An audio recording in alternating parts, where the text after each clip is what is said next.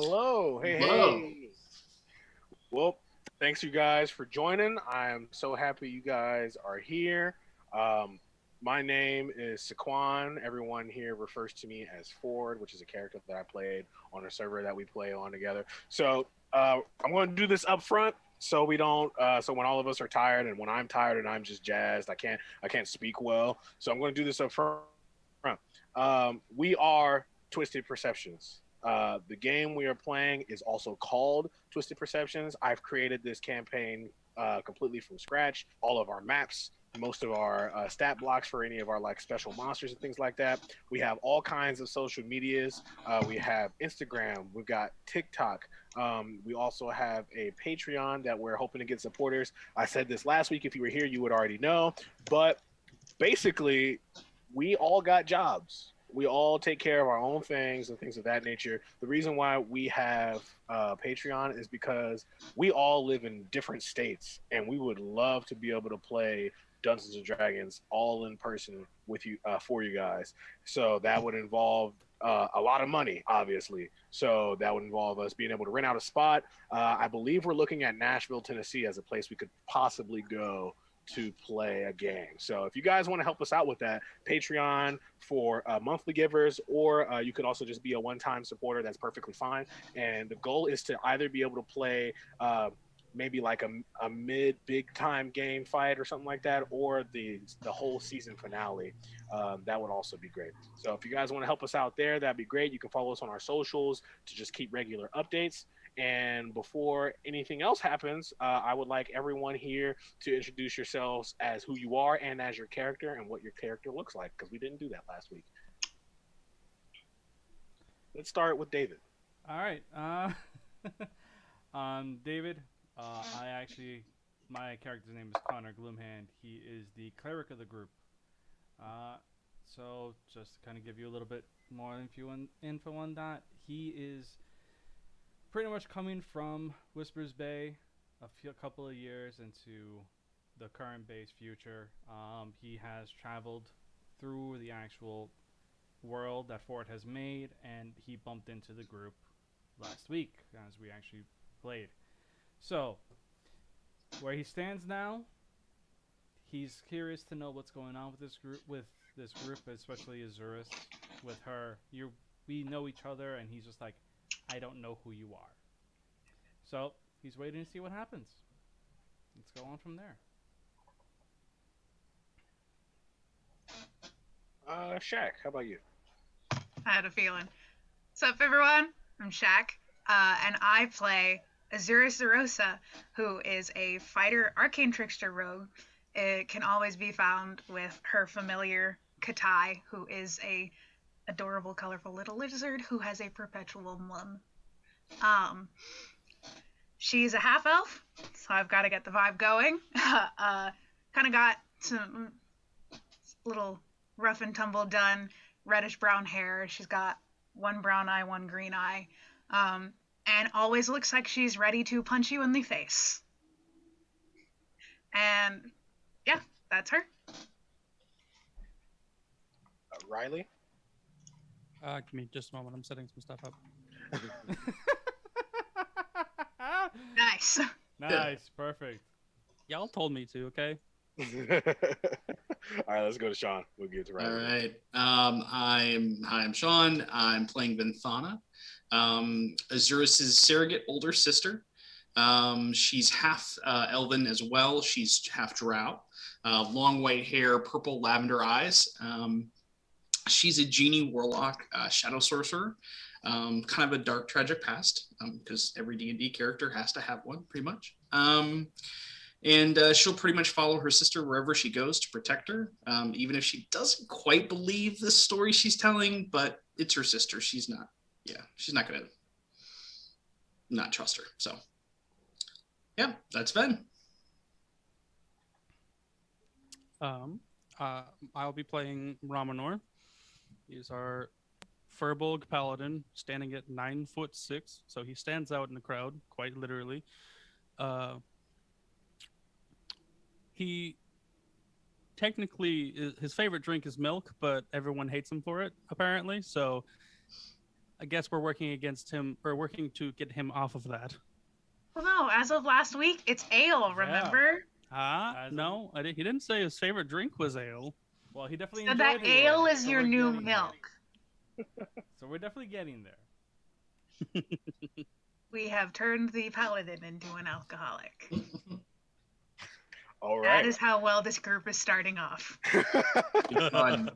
All right, so there will be a few people in our game monitoring our Discord chat, our Discord chat, as well as the Twitch stream chat. If there are people in there who are just going to say things, funny things, situations, if you think someone's too low or we're lagging too hard, let us know, and we'll do our best to fix those things up. Okay, so jumping right into the game, let's talk about where we left off.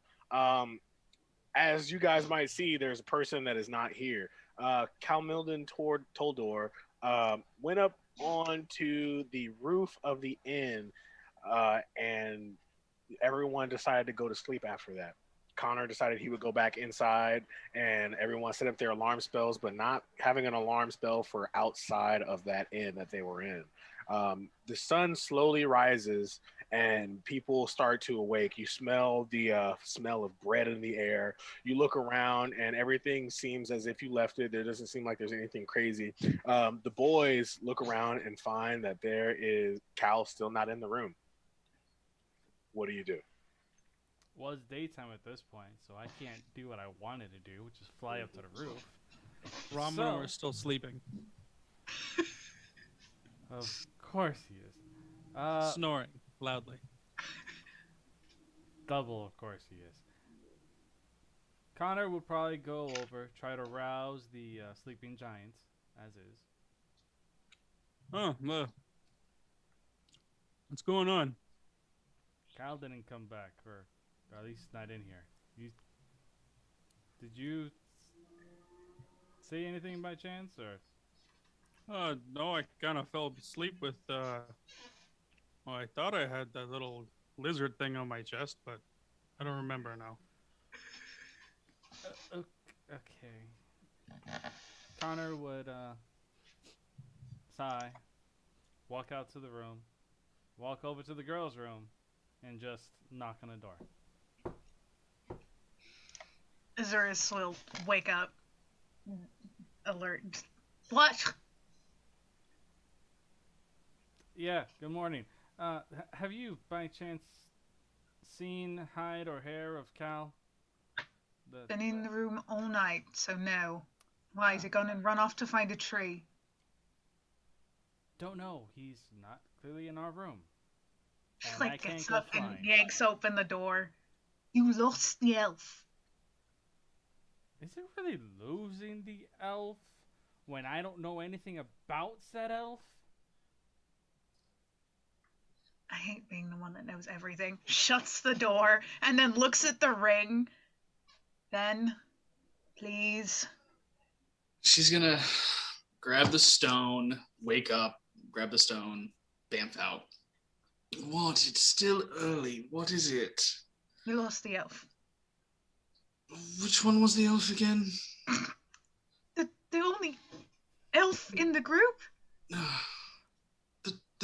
The tree one, right? The tree one. Yes. And why are we upset about this? Because he was part of our... She pulls open the door again because she remembers she left Connor on the other side. Connor was about to knock again too. He's like,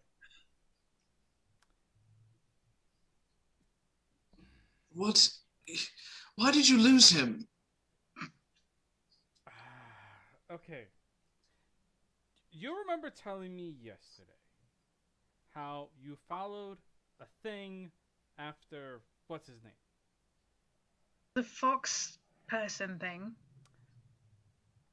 Cal woke up, went to the roof. I followed him because it woke me up. We saw a thing on the roof and we spoke, and he clearly said he's not a threat and everything else, and then I said fine. I came back into the room thinking Cal was coming in behind me. That was the last I saw of Cal. I don't know anything else, and I figured maybe since you know us, supposedly, you'd be able to tell me where we could find him. The only thing the elf ever liked was trees. And we're in a bloody city. Why do people do this to me? God, I wish I was back in the Bay. Look for him in a moment. You go get the I'm snoring going down. giant. Go down, Yeah. meet you downstairs. Shuts the door. Doesn't wait, just shuts the door. Turns to Ven. Stone. I hope you have better luck with him than I did. Did you try again? I did. All it told me is that it asked if what I wanted. It didn't answer me, so. She holds it and she's like got it in her hand and holds like one finger up. Never use it again. I won't talk to these people. But you want to talk to them. Yes, because I know them. I won't let them get in my head. You better not. She just kind of sticks it in a pocket for now. It's like it's too early in the morning for this crap. You use it when I'm around. Deal? And like goes and starts getting her stuff ready. Connor, meanwhile, all that's happening with them two, would go over to back to Romanar, look at him, sigh. He has all of his packed things. There's things packed, and he's kind of just sitting on the floor. Let's go downstairs and get some breakfast. Azurus says something about trees. Let's just go downstairs. Get some food. I don't mean, have the trees are patience for nice. this. What Okay. about trees, though? Connor just drags him downstairs. Just grabs his finger and pulls him because he's so big. Okay. As you guys head downstairs, you see that the room has a few people in it. Some of them, again, just look like mercenaries, people who get paid to either guard people or kill people. You know, don't ask, don't tell. So as you walk down, you see just a room full of people, and you have the smell of bread, eggs, and meat in the air. What do you guys do? Food. Connor goes to a table, orders food for everybody. Eggs, We'll bread, order a milk. eggs, bread, a glass of milk for him, a stein of ale for himself, and he's not even sure what the girls will drink, so he just leave it alone. All right. Just like a shorter elven man comes up and he's like writing all this stuff down, and he's, "Are you going to eat this yourself?" And he looks up at Roman, or he's like, "Ah, the big one, gotcha," and he just walks off. I need that ale badly now. Oh, why is that? Because we had this stupid elf decided to actually run off on us. And then I already had the door slam in front of my face 3 different times. Oh, Twice. that's too, Sorry, twice.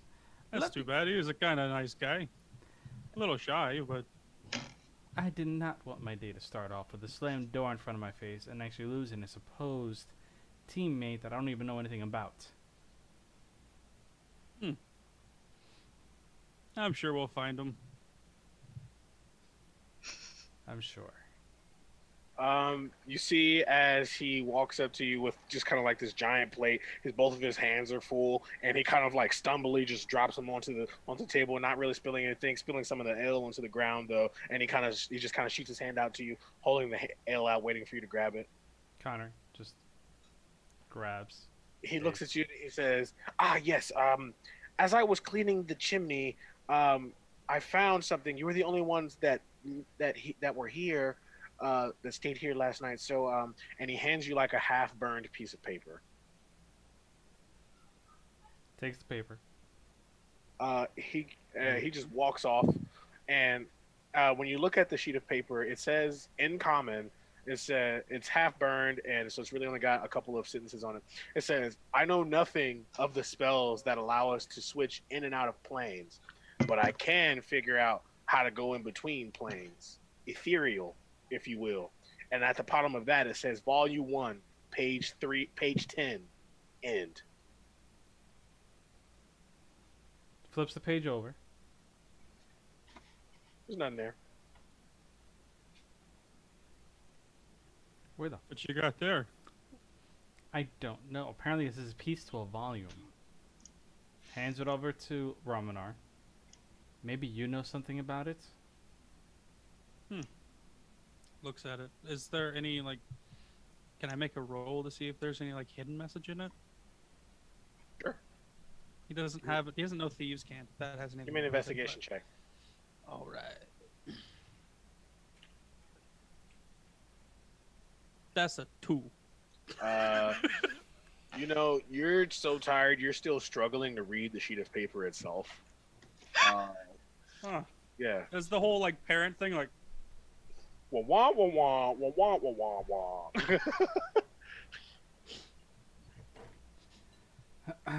I'm having a hard time reading that. Can here's it back. Connor just sighs, takes it, looks it over, tries to see if there's anything special about anything that can kind of like screams out to him. Did he get his milk, by the way? Yes, he did get his milk. Okay. I wasn't sure if it was brought with the stuff or not. So, I will let you choose, and I won't tell you which will give you which, though. You can either make an investigation check, or you can make a history check. I'll do history. All right. Ramanar will proceed to drink from his milk. Of course you will, Ramadan. That is a 19. All right.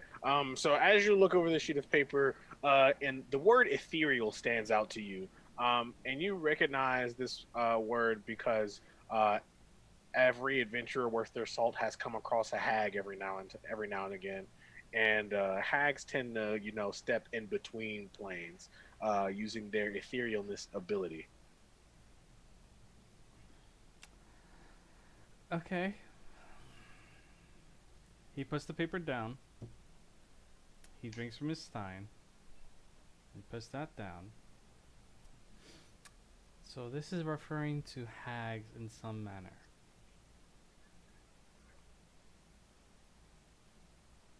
Ramanar, you ever face any hags? I think I might have fought one. maybe? Romanor, from your adventures having fought Strahd, you have definitely fought hags before. How many? Just one 3. or A couple. 3? I kind of killed 3 of them. They were like a coven.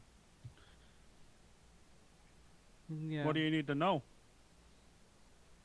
No, just wanted to make sure at least one of us knows a bit more about hags. That's it. Well, fire kind of works pretty good against them sometimes. Though, when does fire not work on something unless it's made of fire? Demons usually doesn't work on demons. Yeah. Kind of live in a place made of fire, so makes sense. We pan over to Vin and Az. What do you guys do? What are you guys doing in your room right now? Az was gathering at least her meager belongings, and then she summons Katai, who sits on her shoulder on his usual perch, and he blips at Ven. And she's just then Az looks over at her as she like pulls her hair back. All right, you ready? Did not hear that, but I'm going to assume that was a yes. Sorry, as I'll ever be. Right. Onwards. Downstairs. All right, as you guys head downstairs, you see that there's just kind of like a smorgasbord of food set down already. There's water, there's apple juice, there's eggs, toast, and sausage is what it looks like, just sitting on the table waiting for you guys. She slides in, leaves enough room for Ven to come in, sit next to her, and just starts in. Then we'll do the same. Okay. Connor slides the note immediately to Azurus. You know anything about this? Azurus, you are slid a half-burned piece of parchment paper, and you see in the chat what I put. It says, I know nothing of the spell that allows us to switch in and out of the planes, but I can figure out how to go in between the planes. Ethereal, if you will. Volume 1, page 10, end. She shows it to Ven. You know anything about this? Because interplanar travel is not within my kind of magic. Well, I can do a little teleportation magic, but very limited. What would she know? Um, with with with what you have, I would say that you understand like kind of what etherealness is, but you also know that it's pretty tough to do. It's kind of like a weird spell that really only hags and people of super duper high spell casting ability could do. Whoever's doing this must have high magic ability beyond mine. Don't like the sound of that. Where'd you find it? Apparently the one of the servers here found it in the chimney when he was cleaning it. Realized In the that chimney. we were actually the only ones here that spent the night and handed it over.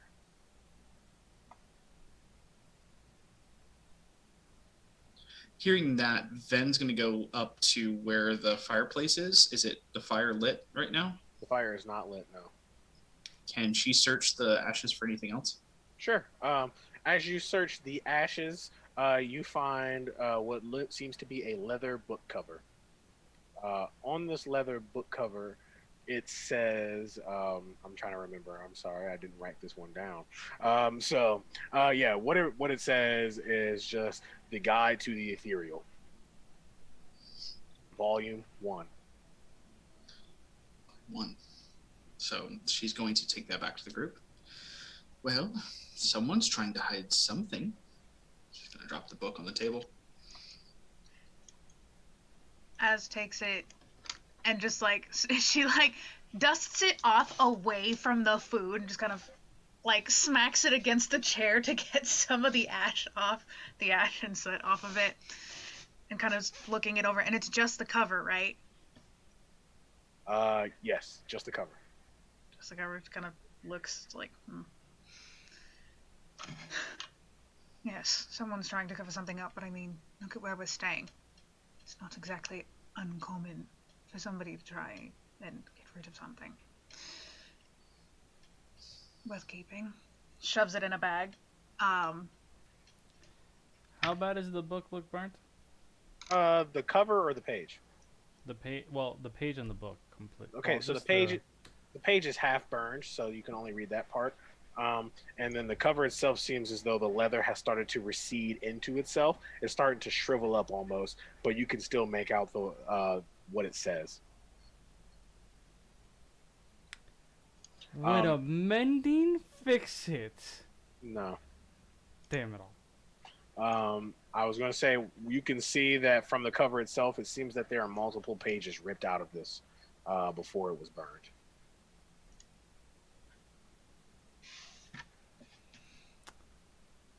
This seems like fun. We'll worry about the book later, so unless something ethereal comes after me, I'm not exactly concerned. We figure out what happened to Cal. Then, we have bigger things at hand. We're looking for the Game Master. We've got a job to do. Multiple jobs to do. We're taking them one at a time. Of course, future lady. Let's just figure this all out from the get-go. Did you just call me future lady? You're the one who said the fact that you know us, and we still don't understand what the hell's going on.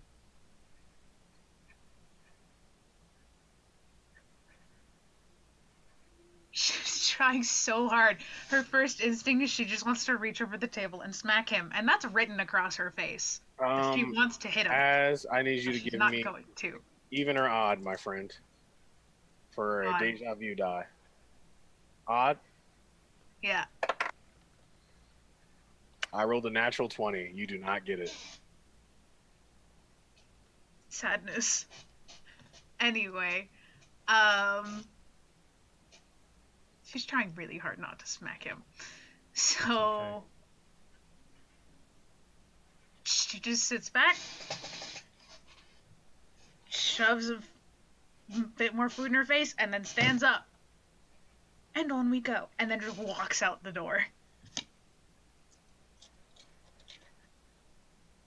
Connor smoothly gets up, finishes off his ale, puts it down on the table, and heads after her. Ven will follow. Okay.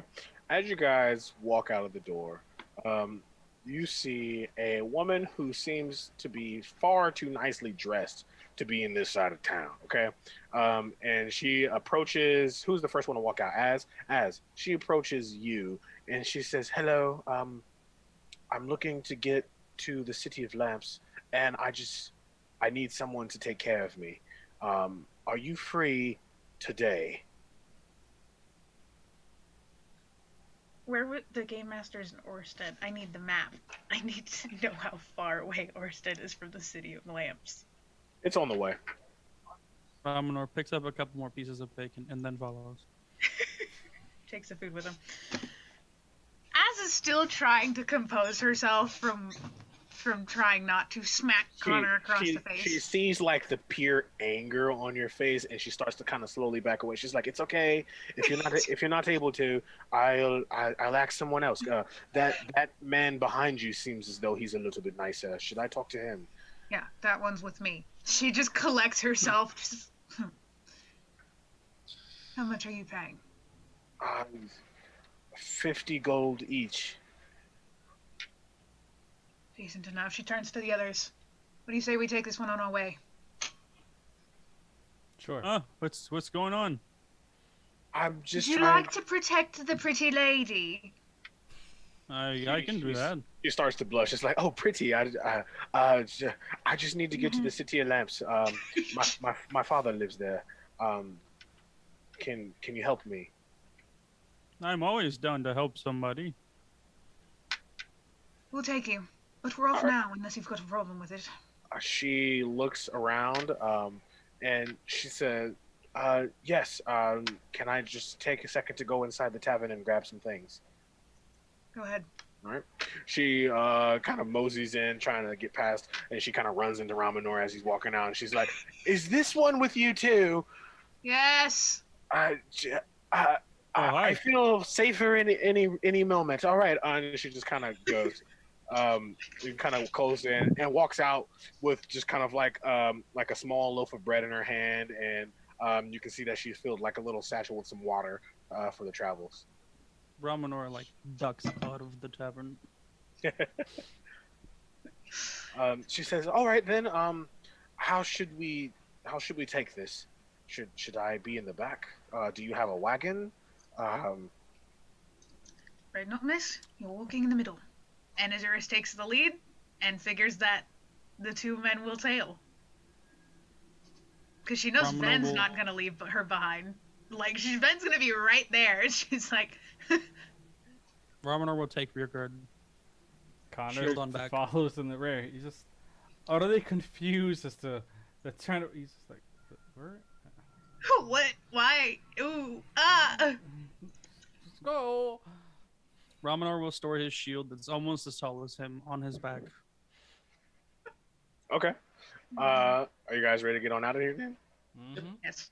All right, cool. So as you guys go ahead and decide to walk out of this town, you start to walk towards the sky bridge that will lead you to the City of Lamps, and she starts to try and make small talk with you guys. So how long have you guys been a group? 3 days. that. Yeah, about 3 days. She says, "Wow, the angry one up front seems to feel like she has known you guys for a long time. Is she quick to make well- friends?" Apparently she has, I have no idea. but we have no clue. She kind of looks. She's like, "Miss, are you okay? Do you, my father sells medicinal things. I could give you something." Connor instantly goes over and like just like puts his hand on her shoulder, on the woman's shoulder, and just goes, "I would caution you on that subject." Az just turns and halfway looks over her shoulder. I'm as fine as I need to be. Live my life and try and be happier. And then turns her face back forward and just keeps walking. I must tell you all. I was going to tell you, but you wanted to leave so quickly. There are some angry druids after me. Oh, I will smack any druid on their ass. Your price just doubled. Okay, sure. Yes. I'll Oh, do that. why? Can we know why they're after you? Uh, I tried to burn down the ironwood. As Snickers. You what? Uh, there was a dragon, okay, and I thought that was the best way to handle it. I like this one. There's a lot of people that live there. That's almost murder. Well, obviously it didn't burn. I didn't know ironwood didn't burn. What That's kind of still burn the attempted murder. It's in the name.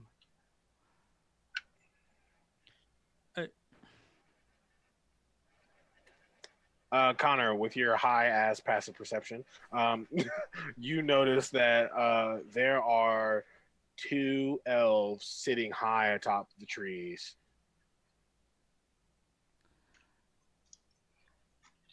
Connor looks up to them and go, "You're very terrible at hiding if that's what your plan is." Az is immediately alert, has her hand on the hilt of her sunblade. You look over and you see two elves stand up with their hands against the trees, and as they do that, they vanished just as quickly. Druids. Oh, wonderful. Okay. So who are you exactly? You fought a dragon and now you're druids? I didn't fight a dragon per se. My father, he's a very precocious type. I guess that's the way to put it. I don't know words very well. I don't speak often. He likes to make potions, and ironwood it gives good for a strength potion. I was there harvesting, and I found a dragon just kind of land maybe a mile away. So I thought it'd be best to just try and smoke it out or burn it down. And I did the dragon attack you, or was there any reason for you to try and kill the dragon? No, but I know dragons tend to be very violent. This one was blue, so Their scales are worth a lot. That they are. I'm trying to find a reason not to bring it to the authorities for Well, trying you to go to the authorities. burn down and an I entire swear forest I with will people get living you. in it. I'm not sure why that would need to be necessary. I am paying you for safe passage after all. Well, as it stands, we can't really do much about it, which is fine. Let's just keep an eye out for these druids and see what happens, right? Unless, of course, a certain somebody has some insight on what's going to happen. She just turns around and sticks her tongue out at him. Remember, you do have one free. I know, but I'm not gonna use it yet. I know. I'm just making sure you remember. So as you go ahead and do that, you're walking towards the sky bridge.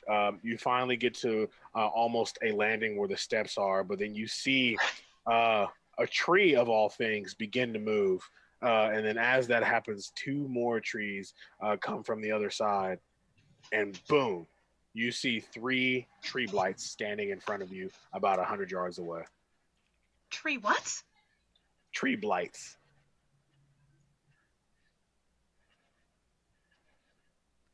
So obviously, it's just moving trees. Azurus is gonna stop and stop everyone else. Point.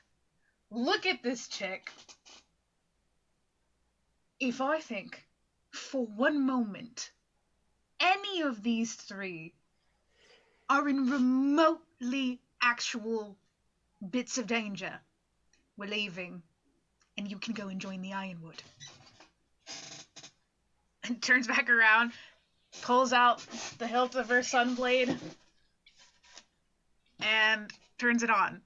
And if I can get mine to work correctly. She looks and she kind of cowers. She's like, I promise, I wanted this to be a quick and painless travel, but I'm paying you, and I can't fight. Can you please help?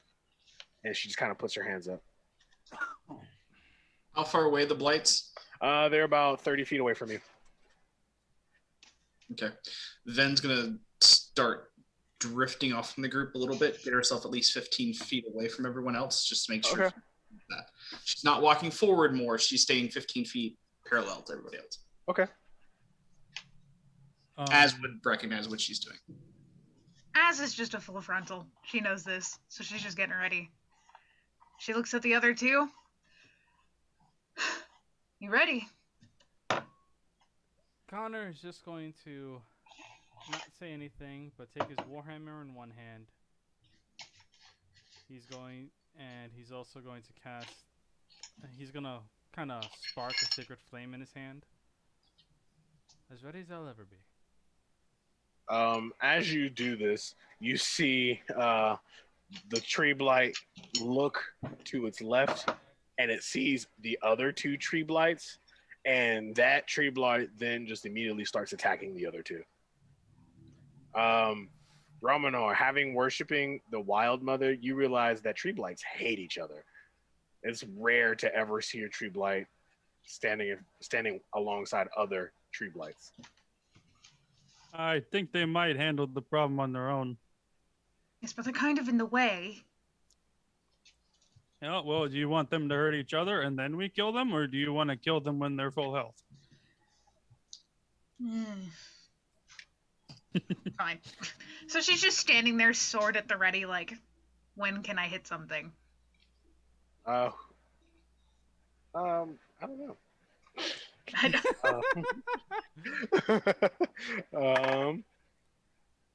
Romanor, what's your AC?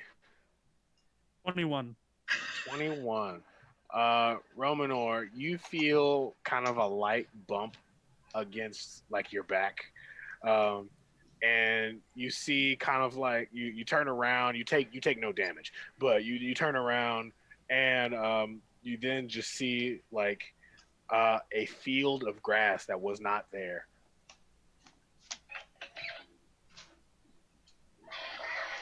Did that field of grass just come out of nowhere, or am I going crazy?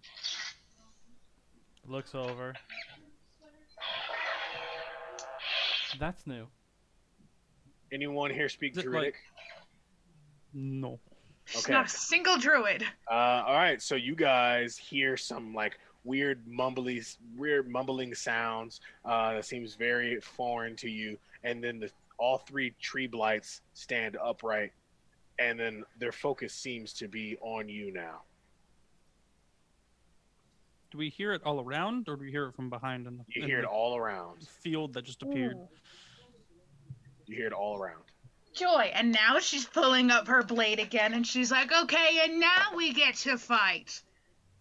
What am I fighting? That sounds like a good idea. As pulls out this sun blade, the grass behind Romanor starts to shift almost. And having your ability with the Wild Mother and just your love with her, you recognize these as twig blights. Just little tiny little guys that are basically ankle biters, basically. But oh god, not ankle biters. they usually come coupled with tree blights. Romanor, a field of these bitches. okay. Romanor, Can we see them too? Yes. Romanor Az being is an going oath of the to shout- Watchers. Az is going to look to Romanor. She'll be like, do these things burn? They are natural, so I would assume so. Does Actually, anybody have a fire? So, Sacred flame. Romanor's doing what? Romanor's oath of the Watchers, so he protects against otherworldly beings. Uh-huh. Are these from other planes? These Or are not. another plane? They are not from another plane, no. Okay. You may I want to have turn my the sunblade. audio off on that. I don't know how. Okay. So Ramanor will look at the rest of the group and say, "Well, bless us in this fight, I guess." And he'll cast Bless on all three of them. Okay. So each of you get a D4 on attack rolls and saving throws. Okay. I believe. Okay, and with that, everyone needs to roll initiative. Okay. All right, sounds good. La-di-da. Yeah, D4 on attack roll or saving throw. Plus, and you have your +3 from Ramanor, and you can't be frightened. Blah blah blah, all the stuff. La-di-da. 22, 16, 11. That's a 10 from Yeah. Ramanor. Well, we roll in order. That's Yeah, nice. Yeah. Yeah, that is true. All right. Sweet. Is there an Cool. open flame? Um, Did Connor actually cast the sacred flame before we I did mean, this? you're not even getting that. So the tree blight, he got a natural 20 for his initiative check. One of them did. Of course it did. He runs up to Az, who was up in the front, and he's going to make an attack at you. Who? Yeah, you, Az. Yikes. He's going to make an attack at you. Let me pull out another D20 because I have 40,000 of them. And Like a good nerd. Az, roll a D20 for me. I don't like that. This is gonna be good. 12. 12. That's all your modifiers and everything. No, what you You just just said told me to roll a D20. D20. All right, roll me a weapon attack with your Sunblade. Two-handed, I believe. Hold on. Let me make sure that I don't have. David, you're very quiet. Can you bring up your audio? No, did. she's I've been using her playing- shield right now, so I've been playing not around with double. it right now. All right, cool. Her Sunblade.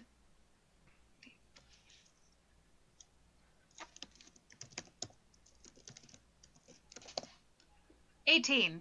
18. That is a hit. So I rolled a natural 1.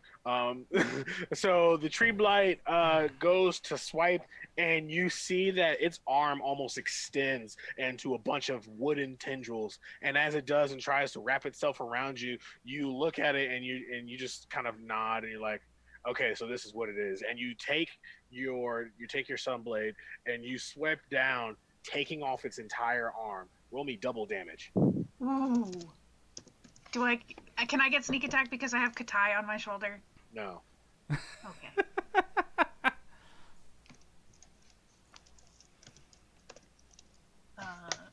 My Sunblade thing. What kind of damage is that? Radiant? Yeah, Fire. No. Fire Only damage? on undead does it do radiant. Oh, it's a fire damage weapon? No, I'm sorry. Which deals radiant damage instead of slashing damage. That's what I thought. Okay. It just does extra damage to an undead. Okay. 15 damage. 15 damage. That's your double damage? Yeah, because it's a D8 plus 6, so 2d8 Okay. plus 6. Okay, cool. And it takes 15 damage, and it's one arm down. That will bring us to Ven. Come at me, you giant twig! So Ven is still 15 feet away from everybody else. She will cast darkness on herself. And since she has Eyes of the Grave, she can see in magical darkness. So she's not with disadvantage with her attacks, but any attacks against her have disadvantage against her, but she has advantage against attacks since creatures can't see her. Can't see where the attacks are coming from. So she's going to see the monster that's attacking her sister, and she's going to use Quicken Spell to fire off 2 Eldritch Blasts. Okay.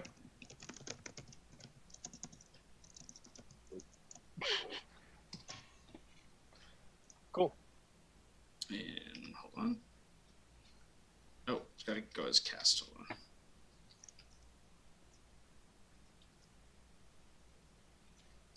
24 hit. 24 does hit. Okay. So that is 4 plus charisma plus 4 bludgeoning.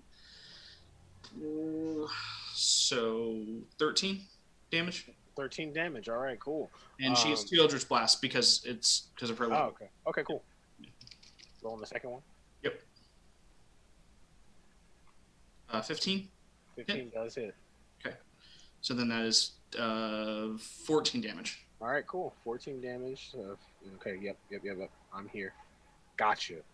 As you are next, I messed up the order of turns. It's okay.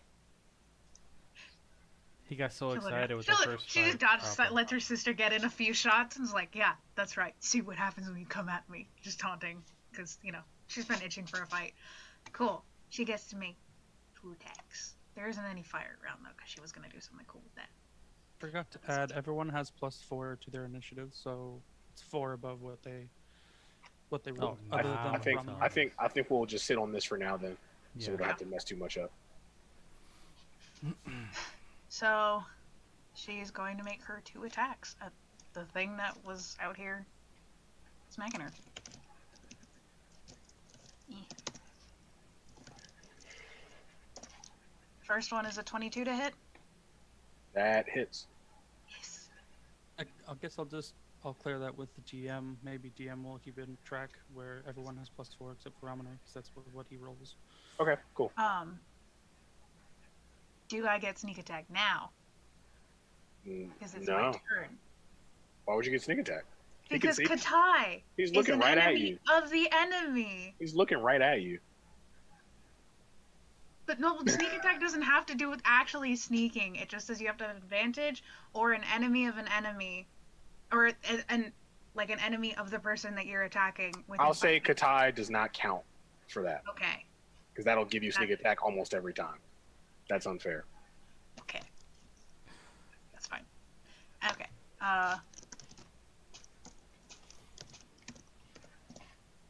That's 12 on the first one, Uh huh. and the second one is a 19 to hit. All right, that hits. Yes. With 11 damage. All right, cool. What do you do?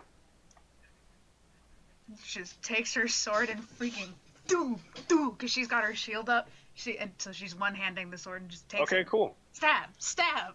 All right, cool. So Fight as you're doing this, you take up your sunblade, and you for your first attack, you just take your shield and you just jam right into it, and then you slash down onto the tree blight pretty quickly after that.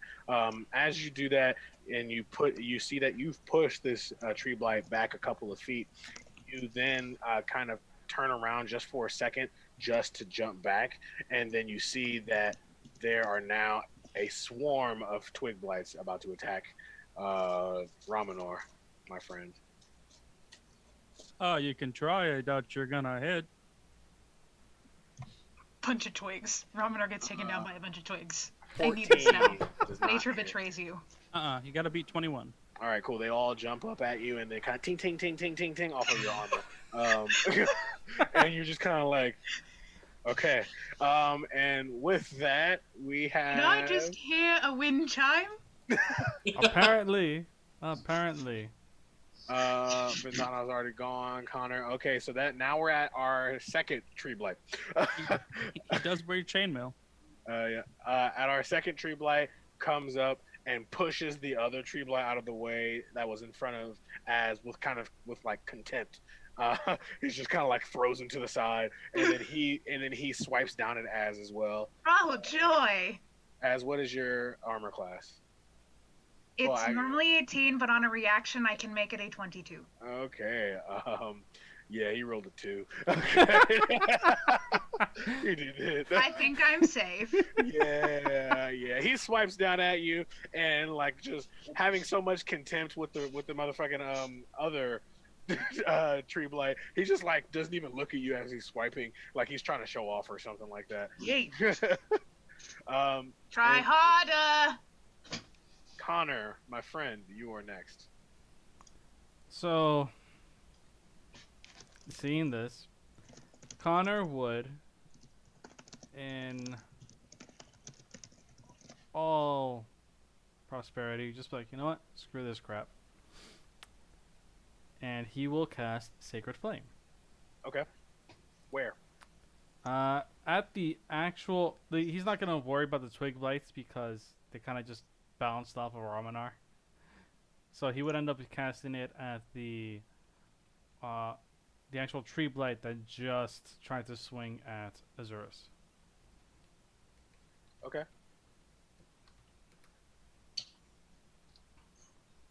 I won't do too much damage, but he needs a dex save.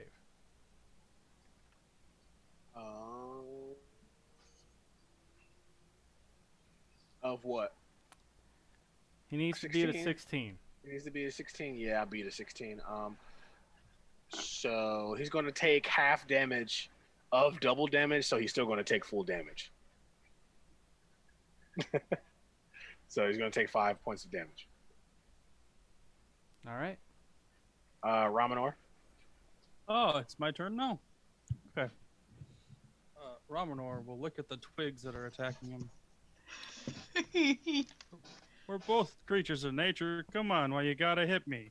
And he just swings his hammer down at two of them. Okay, go ahead. Squish.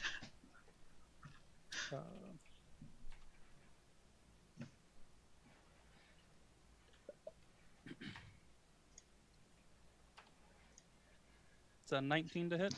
A 19 gladly hits. Go ahead and do me damage. 11 damage. 11 damage. All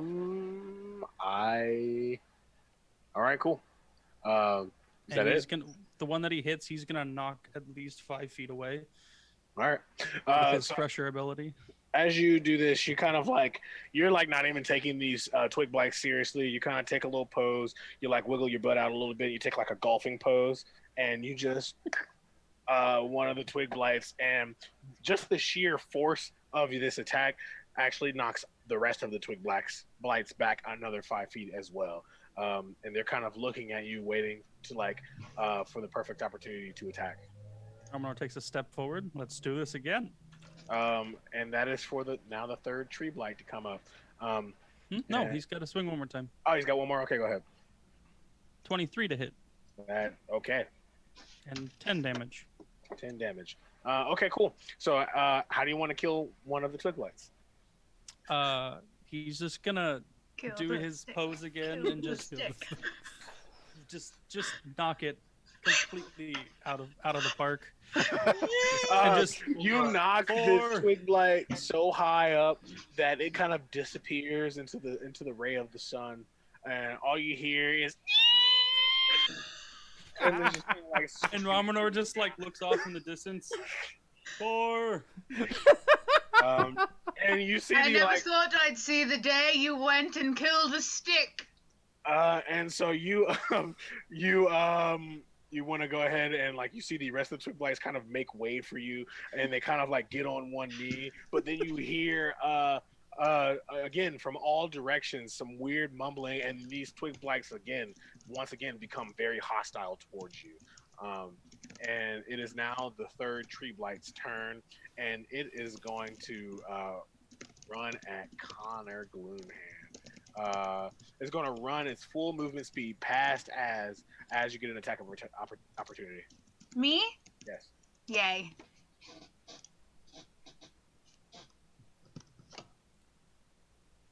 Eh. 22. Okay. That hits. Go ahead and roll damage. 9. 9 damage. As you see this one walk past you, as you're trying to defend yourself from the oncoming blight, you just kind of take your sun sword and you just kind of like jab it back, scratching it in its back, and it kind of like jolts, and then it stops, and then it makes an attack at Connor. Connor does a 17 hit. Meets beats. Meets beats. All right, cool. I need you to give me a strength saving throw. Oh, okay.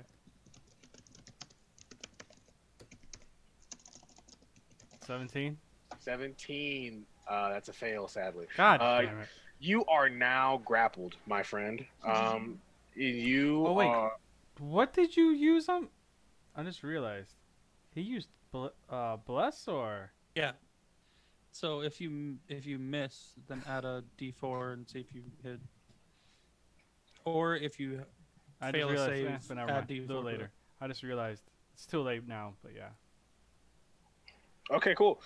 You get yourself a you get grappled by this one. Just kind of like what you saw happen to our friend here. She its hand comes out and like wooden tendrils start to fall out, and then it grasps around you, around your shoulders and around your waist, and pulls you in. And then as it does that, you take 14 bludgeoning damage. Uh-huh. And that's it. And we're back to the top, and that's the other tree blight that got pushed aside, and as it's going to make another attack at you, since it's literally right in front of you, basically. 13. Does a 13 hit? No. Okay, that misses. So it goes and it tries to basically go for another grapple towards you, and you just kind of dodge out of the way. And then standing in front is now, I think that's you, Az. I think you're up next, right? Yeah. Yep. Yeah. It's my turn. Azirus Erosa. Okay. She gon' smack again, cause she can do that. Sorry, I'm looking at her. I haven't used her maneuvers yet, and I'm wondering if I should. We shall see. Yes, she is going to expend one superiority die to do distracting strike.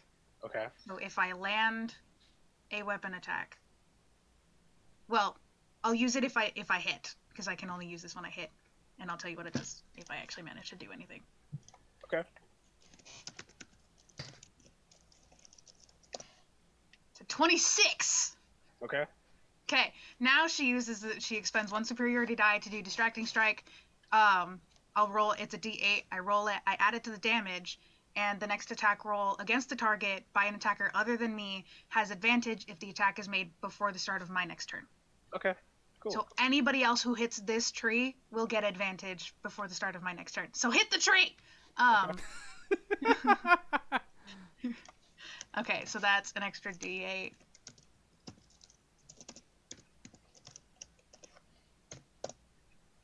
Wow! Total of 11 damage. All right. Cool. That's on the first hit. She gets to attack again. It's a 14. All right. As you do, 25 damage, you swing down and up, and this one then kind of gets knocked onto a knee and is trying to stand up, but is having a hard time doing so. Once you get over there, it is now over to, actually, our Twig Blights are up. The Twig Blights are just going to run at Ramanor. I'm praying for a natural 20. I just want to see what happens. I think we all do. Yeah, honestly. That, with modifiers, that's a 22. Oh, you hit. Okay, cool.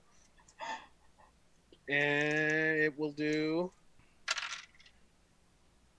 All you hear is the clickety clack of many dice. It's going to do 10 slashing damage. Ooh. That stings a little. Maybe? Kinda. He's like, paper cut. Someone says Paper burn. cut. Someone says Touches burn the it. forest. That's how you guys got into the situation.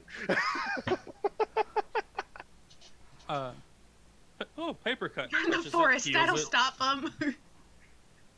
Yes, I love the chat going on right now. Okay, cool. Vin, you're up. She's going to resist the urge not to cast Fireball.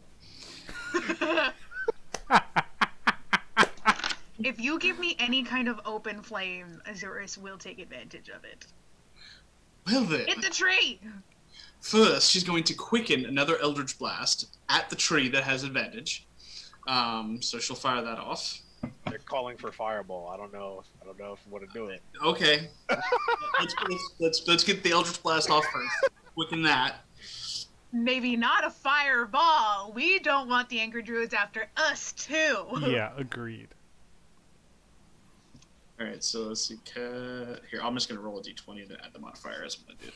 Easier. Meteor swarm now. All right, wait. All right, so Just an overlap of I am the Lorax. if everyone spams the I chat am with Fireball, Lorax. Sean has to cast Fireball. Okay, let's If do it. everyone spams the chat with Fireball, Sean has to cast Fireball. Raxus wants a meteor swarm. Oh lord, our mods are spamming. Our mods are spamming. Our mods are the only ones spamming right now, and everybody else is Yeah. just like, I'm excited. And everyone can thank the mods for what is going to happen next. This is Yeah. all your fault. Okay, where's the biggest cluster? Is it the twig blights? How many of those are there? There are now. We're just gonna 7 of them. set Ramanor on fire? Well, she can angle it, maybe.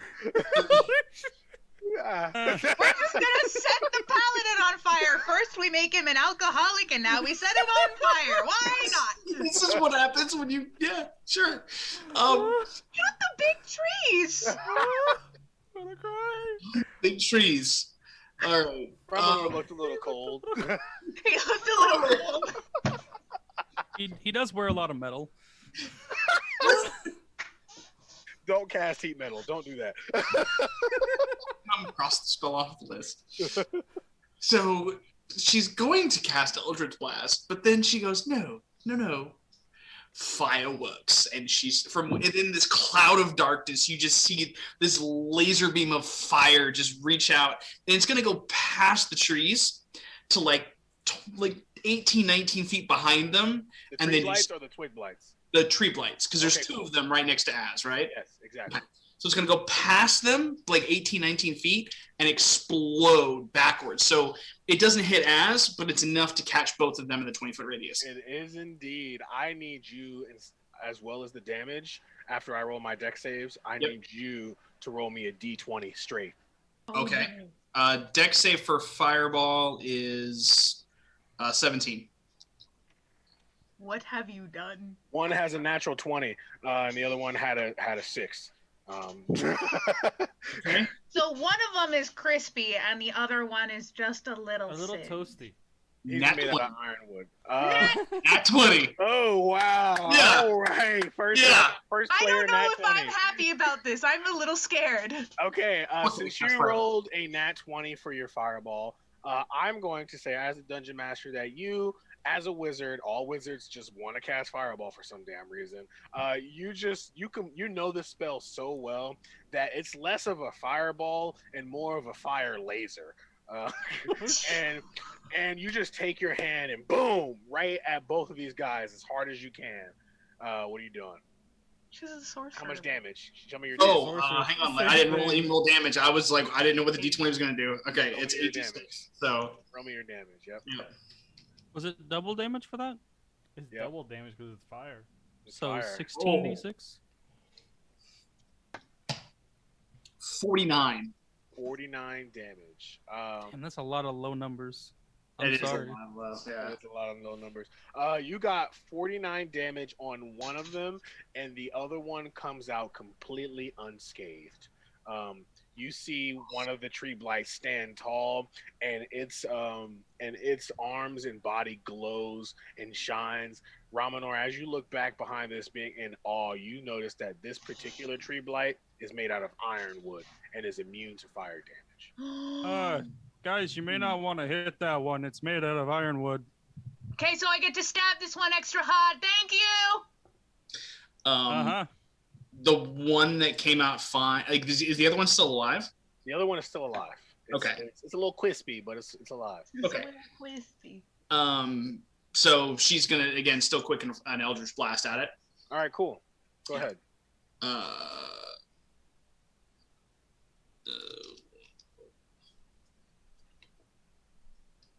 It's 10. 24. Hits. Okay. And that's 2d8. It's 5 plus 4. 18 damage for the first Eldritch Blast. Yep. Okay. 20 plus 10. 30. Oh, nat 20 on that one. Give me double damage. So that's Are 60. is this on the tree that I marked with my? I thought so. Then you're So supposed to get advantage. advantage. Just making sure you have advantage. Wasn't rolling with it, but You'll double that. We'll make it 60 damage. How do you want to kill it? I mean, her Eldritch Blasts are like purplish green energy. She's just gonna. You said it was on its knee. Yep. She's gonna blast its head off with 2 blasts. Okay, cool. So as you cast your first fireball, you kind of flick at it, and you just like, I can't afford to burn down a forest right now. So you take 2 fingers with your fireball, and you kind of shoot at it like it's a gun. And then it immediately takes out one of its legs. It falls down to a knee, and you take your Eldritch Blast, and you swirl your arms around, pushing out once, clapping your hands, and it kind of takes out one of its shoulders, and then you're like, that's not enough. And you just thrust your arm out towards it and takes its head clean off. The head flies about 5 feet out. Perfect. With her movement, she's gonna stay inside the darkness, but never mind. She'll just stay where she's at. Okay, cool. And from there, I believe we are at. You guys' initiative is so far up. I believe we are at our other blight. Hit me, you overgrown twig! Yeah, it's going to hit you. It's definitely going to hit you, I'm sure. I'm gonna try. Yeah, it's going to try. Come on. Yeah, I need you to give me an attack of opportunity. You don't have cutting words. You're not a bard. But apparently, her dice are. Oh, Natural 20! Yes. He's Jack. so done! Shaq, how do you want to kill it? Just kill it. Just kill it. Just take it out for me, okay? I just want you. I want you to murder this thing. She's got her shield, and she just kind of like chucks it to the side, double hands this sword, and just boom, right in the center, so hard it splits the tree up the middle, and you just see radiant crackling, like radiant energy crackling from the sunblade, and just. All right, cool. So as you take your sword crackling down, you find some resistance just before you see that it's ironwood, and you're just like, I've seen this wood a million times, and you just immediately slice this tree blight in half. It kind of stands shocked and then falls to either side right in front of you. What do you do from there? She turns to the chick that we're protecting. Well, if you need any more ironwood, easy access. Okay, cool. Standing behind you about 10 feet is Connor being grappled by another tree blight. Yeah, y'all just forget about it. I don't know if there's anything I can do. It's not my turn. It's not. It's the tree. It's Connor's turn. Connor's just like. It would be the tree blight's turn.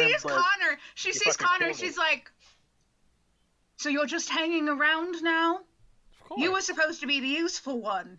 Seriously, would you do something around here? We're doing all the work.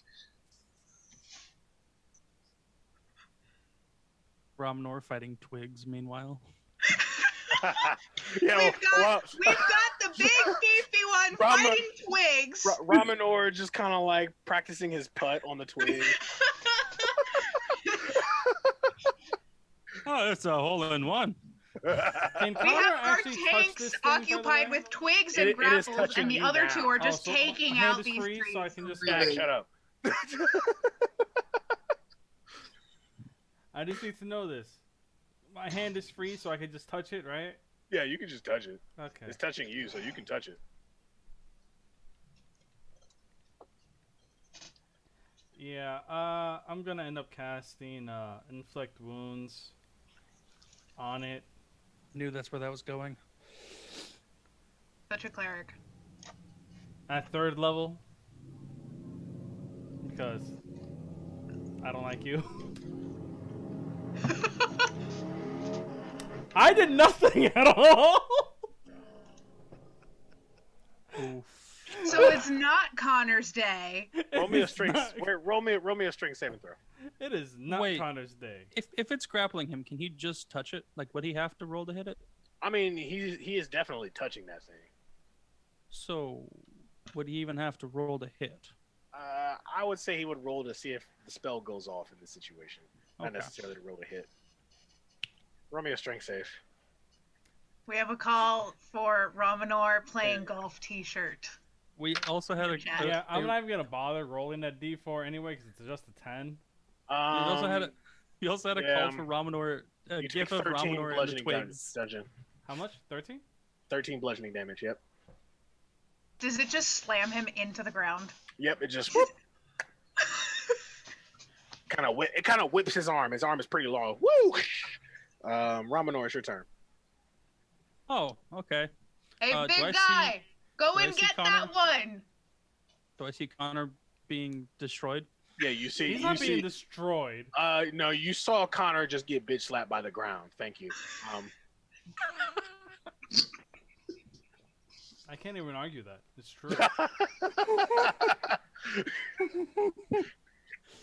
Ramonor will cast. You can see Searing that. Smite. You can see that at level on 2. Connor. You can see on Connor's face that like it doesn't really even hurt that much. He's just kind of mad that he's like been fucking up this entire time. So he's got like this stone cold face, and as he's just right on the ground, he's still just looking the exact same. So, This would be Okay, Connor's face. Like, Ramonor will cast. Ramonor will cast with a bonus action, Searing Smite at 2nd level. okay.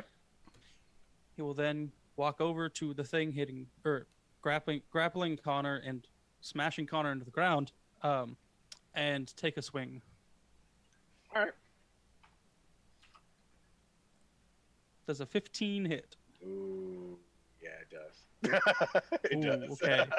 Thank God. Okay, so that's 5. He's gonna pump a level 3 smite into this as well, Okay. and make a DC 15 con save for the. Actually, hold on. I need to reread it. Never mind. Do not make it quite Okay. yet. Damn it. It's when it comes to its turn is when it does it. Okay. Damn so it. I rolled a natural that's- 20. yes, made a waste it. God, Yes. we wasted a 20. My bad. Fuck. What is the 3rd level smite? That's 48. Yep. Mm-hmm. So that's 26. 20. So that's 7 fire damage and 19 radiant damage. Okay, 14 fire damage then and 19 radiant damage. Cool. It's Which not is dead what, yet. what, It's which not is dead what, yet. 33? 33 Yeah, but damage? Connor, I'll give you a string saving throw I still with. got one more attack. Oh, okay, with advantage though. I'll wait till Oh, he's with done in advantage? order to actually roll it. Hey Ford, I think we found our first one first hit. one shot. So that was 26 to hit and 11 damage.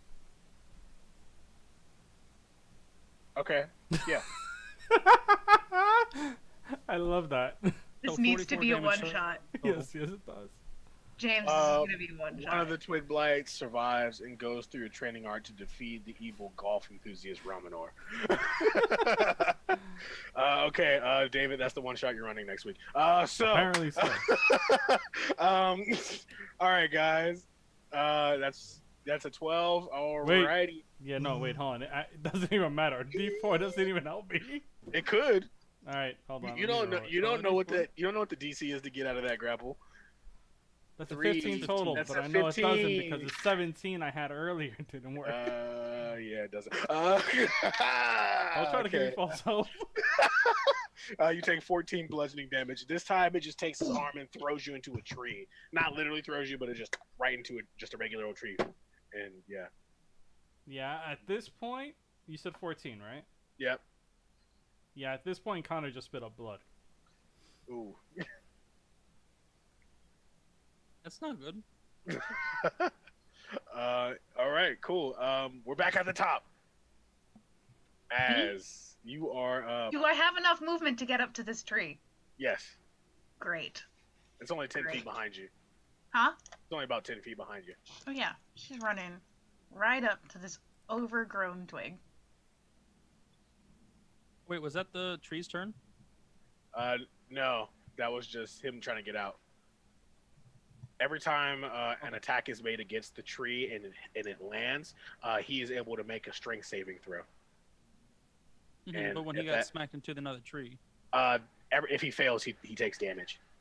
Oh, okay. Apparently, the dice gods do not want me to be released from this tree. Cool. And she's dropped her sword, or her shield. Excuse me. So she is going to two-hand this. They'll just play into the damage if it happens. So 23 to hit. 23 does hit. And because Connor is there, that's within 5 feet. Do I get sneak attack now? He's grappled. He wouldn't be able to do anything. She's just like... And Romanor's not close enough to this thing, is he? No, Romanor's right in front of it, so that'd work. Yes! I get sneak attack now! How much is my sneak attack? Hold on. It's half of your rogue level rounded up. 3d6. Okay. So I get 1d10 and 3d6. 1d10 plus... It's different for when I use it two-handed on this thing. Okay.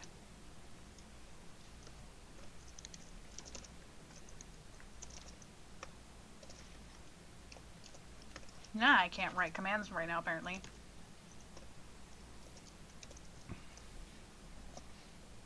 That's a 19 damage on the first attack. Okay. And let's do the second one.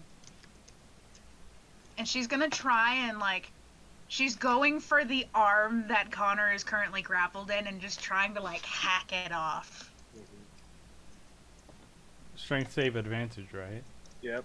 So she's hitting you twice, yep. I'll wait for the second attack before I do it. Yep. That is a 20 to hit. Hits. I only got one sneak attack. For 8 damage. Yep. Alright, cool. It's not 27 damage. That's a Natural nat 20 to 20. get me the hell out of this thing. As you finally, you're like actually starting to feel some pain, you just hulk out of this thing's arms. You're just kind of like, well, since none of you can fucking help me, you just, and you're like flexing your arms. The leather around your arms kind of rips a little. And then you like land on your feet and you just kind of look around and you're like, and no one can help me? Ass just has the sword, like, in this thing, and it's just like, fight me. And you might like blight, that. The tree blight then is going to go and attack it as let's hope I don't get another natural 20. Hit me. Does a 19 hit? Not on my reaction, because All I will right. up my AC to a 20 because I dropped my shield, so yes. Alright, cool. It misses then. Wait, So you dropped she you dropped your yanks shield, out didn't her you? sword and like puts it right up in front of her and is like, ah! Ooh! And I'm gonna use hold on, I can use a superiority die. Here. To use Repose. When a creature misses you with a melee attack, you can use your reaction to expend one superiority die to make a melee weapon attack against it. And I get to add the superiority die to the attack's damage roll. You already use your reaction to raise your AC, and therefore you I cannot... did. Never mind. Thank you for correcting me. Yeah, Sorry. it's okay. I can block it, I just can't hit it back. Yeah. It's Also, true. I need to clarify, I dropped concentration on Bless to cast Searing Smite, so no one has Bless anymore. Okay. I need forgot. everyone here to make a perception check. Romanor the Blind Man?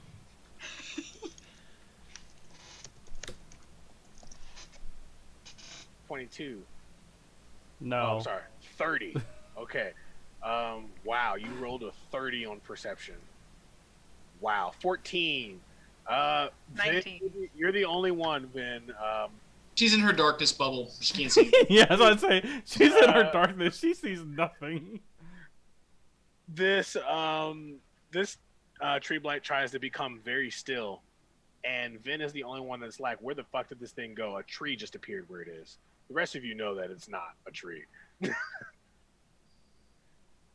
Wait, what? The tree blight tried to become a tree and hide, and we all saw it except for Ven. Sucks. So whose turn is it to smite the tree? It's actually Vin's turn. You said smite? Can Azuris tell her that it's not an actual tree? Sure. Or does Ven need to ask? Because I don't think any of us know that she doesn't know. That's yeah, true. Vin needs to ask. Vin needs to ask. Okay, did we take them all out? Where did the other one go? It's right there! That's a tree! It was a tree before, it's just stopped moving! So, wait, Shoot Hit the the damn tree. tree! Shoot the Hit tree! the tree! Shoot the tree! fine, I'll hit the tree. And she's gonna throw 2 more Eldritch Blasts at it. And she's rolling with advantage. With the darkness, roll 2d20.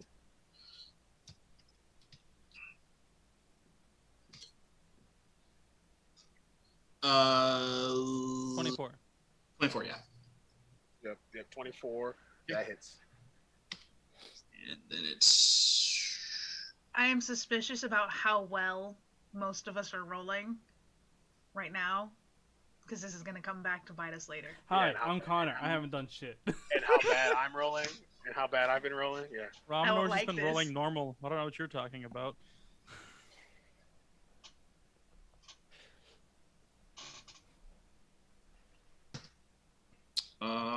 11. Sure. That hits. That's Or no, that's damage. yeah. I'm sorry. That is damage. That would not hit if it were an 11. Yeah. Yep. All right. So, and then her second Eldritch Blast attack. For those of you at Discord who don't know, we're rolling. For those of you on Twitch who don't know, we're rolling on Discord. So it takes a couple seconds to get our rolls out. 28. 28. Yep. That hits. That hits. All right.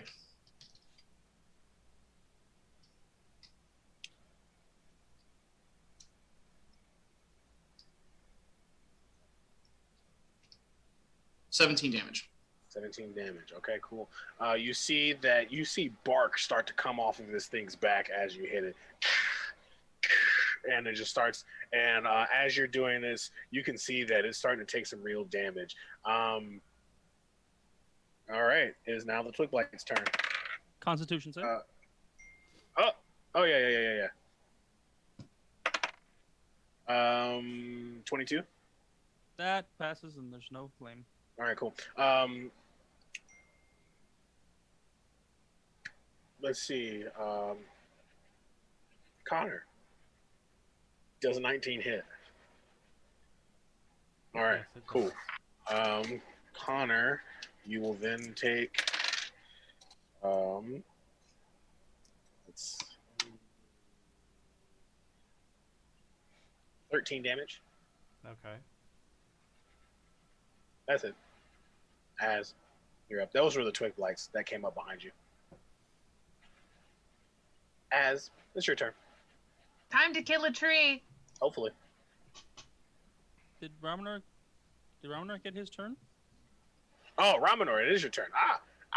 I stupid. Kill the tree. Kill me. Fuck me. Don't do that. That's a 20 to hit. That on the hits. tree.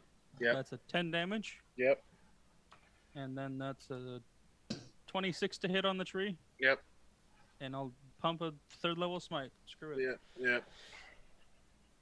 Let me remove that spell slot and then roll. Can't believe you guys 48. fucking smashed the 3 tree blights that quickly. That's 14 damage, so 24 damage total How do you want to kill it? for the entire round. How do you want to kill it? Ramonor will step forward and with the first hit will like smack its arm out of the way so like it has like both arms back, like almost falling backwards, and then he's gonna bring the hammer up and uppercut it with the hammer. Oh, cool. Okay, cool. So as you do that, in just kind of like a feat of finesse that only Az remember seeing because none of them know you. The rest of them just don't know you.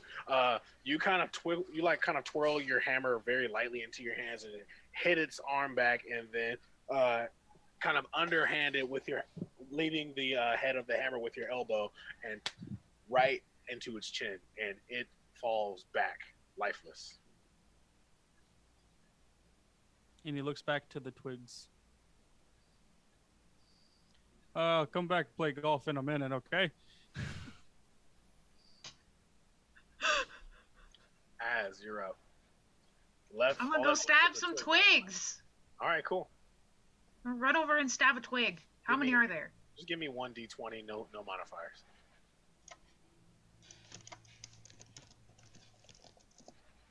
Natural 20. Roll damage. Roll damage. I'm double handing this. That's a. Do I get sneak attack too? It's with these 20s. Um, Y'all need to stop. What was that? I don't think you would get sneak attack with this situation now. No one's close enough? Okay. I was about to say, didn't they just all attack Connor? One just attacked you, not all of them. Oh, okay, never mind. 12. 12. Yeah, they all look real bad, but they're not dead. You did a sweeping sword attack and you hit all of them. All I get right. 2 of those. Yeah, I know. No modifiers again? Yep. Oh, that would have been it would have been 2d10 because crit. Sorry. Let me roll that extra d10. All right, how you want to kill him? That took a whole of the 3 other points. Well, It just she took takes- another 1 point actually, but she takes her blade and she just die, twigs. Whoosh. all right, cool. You swoop your hands all through, and kind of like in a feat of like you don't play golf, you play baseball, and you just you home run all of these twig blades. There's only one twig blight left, and it is standing behind Connor because it just attacked him. Do you let this one live? You said there's one left? Yep. Can I pick it up? Sure. I'm gonna pick up the twig. Okay. Stage it, and you gotta. Yeah. Just gotta. She like sticks her sword back. I just rolled a Constitution saving throw for it, and I rolled a natural 1. It dies in your hands. I saw his So you face. just watch her pick it up, and she takes it, and she goes, and it dies, and she's like, It just goes limp. okay, well, I didn't mean for that to happen, but okay, and chucks it off. Actually, no, she doesn't chuck it off. She's like, and sticks it in her bag. Okay, cool. What do you guys do? Everything's dead. Romanor will kneel in front of each of these nature creatures and say a prayer to the Wild Mother and hope that their souls go to a good place. Meanwhile, he's doing that. Connor's gonna try to pay attention to see if he could have picked up where the voice was coming from. You noticed that there were 3 different voices coming from 3 different directions. 1 toward the sky bridge and 2 from behind you. Az is looking for the girl we're supposed to be escorting. She is nowhere to be found. She just starts cursing in Elvish. Just, whatever. Then's just going to come floating out of her darkness cloud, hovering just a little bit off the ground because she cast fly right before she slipped out. Connor's just gonna look to everybody and just go, well, there's 2 behind us, 1 by the sky bridge. I suggest we hurry to the one by the sky bridge and knock them the hell out, and then just deal with the other 2 when they come after us. Well, who I'm are up you for some healing? more murder, so why not? But you look like you need help. And she looks to Romanor. Can you fix him up a little? How far down are you? He just kind of goes like this, kind of like cleans the blood off the side of his mouth. I'm like, I'll manage somehow, but he's about a fourth of his health, almost. How much down are you? Like, how much do you have to heal to full? 54 points. Jeez. Romanor will place a hand on his shoulder and drop 40. So you will go 40 hit points up. Does anybody else need healing? I'm just fine. Same. He'll place his hand on his chest and drop 10 into him, and that's all it's lay on hands. Cool. As you guys walk up towards the sky bridge, you see standing alone in the center of the sky bridge walkway is the woman you're supposed to be escorting. Nice of you to run away. Nice of you to kill all the things that I thought would get you. Bitch. I told you we should have brought her to the authorities. She kind of looks at you all and she says, "We took Cal home." And she jumps off and turns into an eagle and flies off. Counterspell. Counterspell at what level? 3rd level. You can't counterspell wild shape. Ooh. Oh, I didn't know if it was polymorph or wild shape. It's wild shape. Or I don't think you can. You know what? I'll say How you far cannot. away was she? She is currently flying, so she'll probably be about Make 50 me a feet away. charisma save. 16. What if I said I rolled a natural 20? Damn you! Damn you, Daniel. I mean, I didn't. I rolled a 12. Oh. You're... Oh, just wait for this. Just wait for this.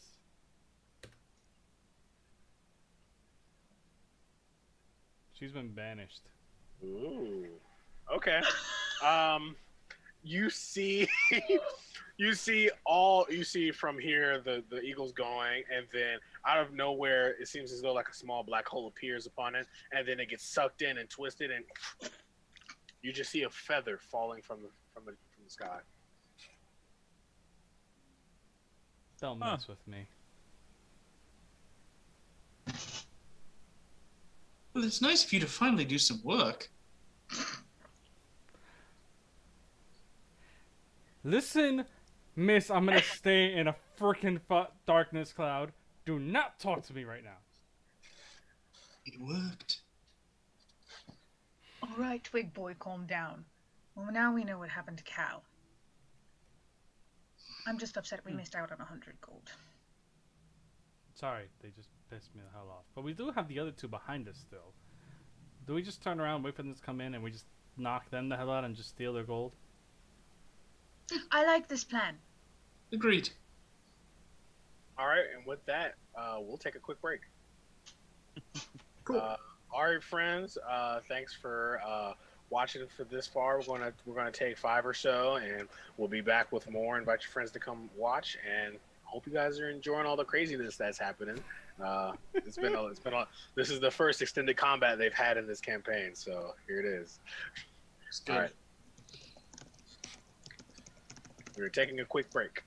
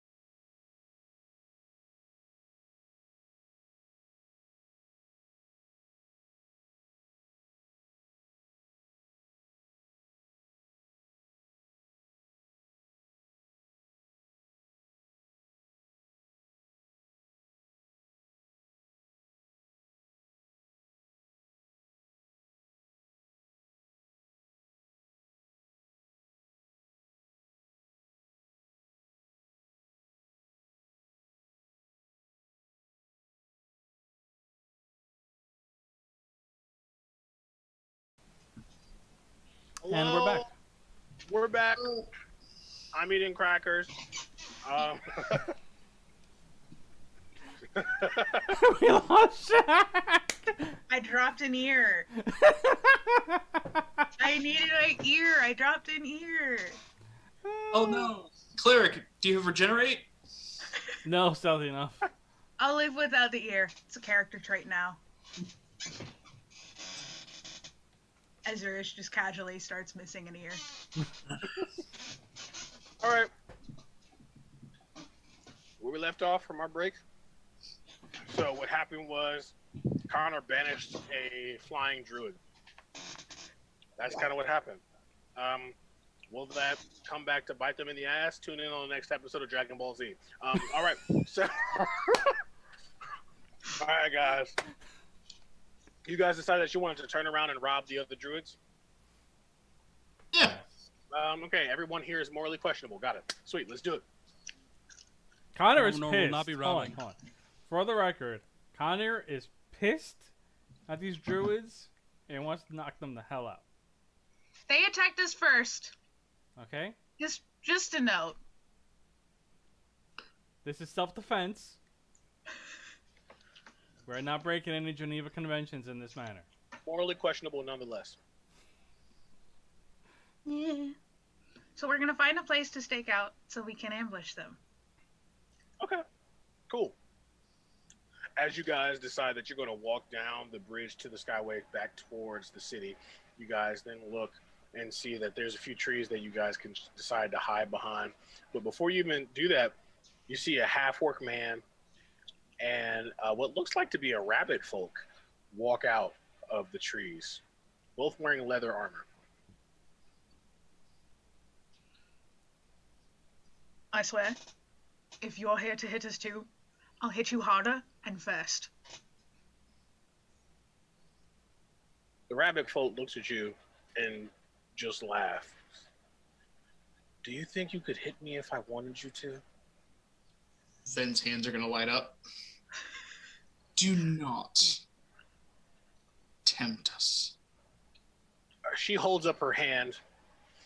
Ven, I need you to roll me an Arcana check. Okay.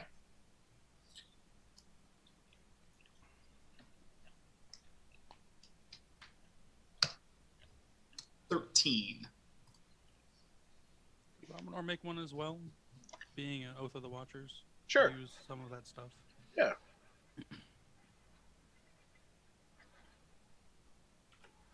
Arcana. Nat 20. How many of these have we gotten tonight? That's the You first see- one for Ramonor. You see her like holding her hand, and you see that she is very clearly holding the ice storm spell in her hand. You can't tell at what level. I might want to leave them alone. That's a powerful spell she's got going there. Just gonna let her hands drop. The rabbit person speaks to you again. Good, good, good. Now, where did you find Calmirden? What do you need to know? We took him into custody. He should not have been out. Custody for what? He's been hunting all over the Ironwood unsanctioned. Oh, wonderful. Much for a tree hugger. We had a poacher in our midst. And then Connor just looks to Romanar and be like, "At least now all your squirrels are safe." Give me a go ahead and give me a deja vu die For Az. Odd. Again. Here, we're trying it. All right, Az, you remember that in your past with Cal Meriden Toldor, you remember that his what he was really out here to do was to hunt demons, but they disguised themselves as the local fauna. So he was always seen to be killing deer and they seem to be very like majestic things, like a 42-point deer or something ridiculous like that, or things of that nature. But what he was really killing were demons and devils. But no one can be convinced of otherwise.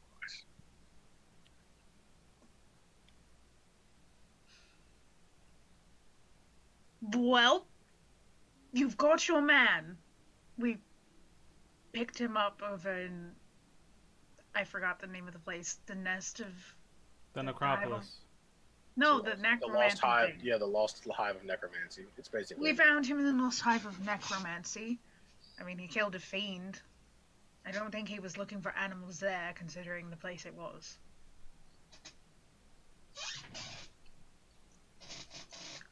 The half-orc man speaks up and he says, "Well, he needs to stand trial. Are you going to stand as his friends, or will you leave?"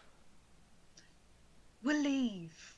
I don't exactly like, being in a courtroom.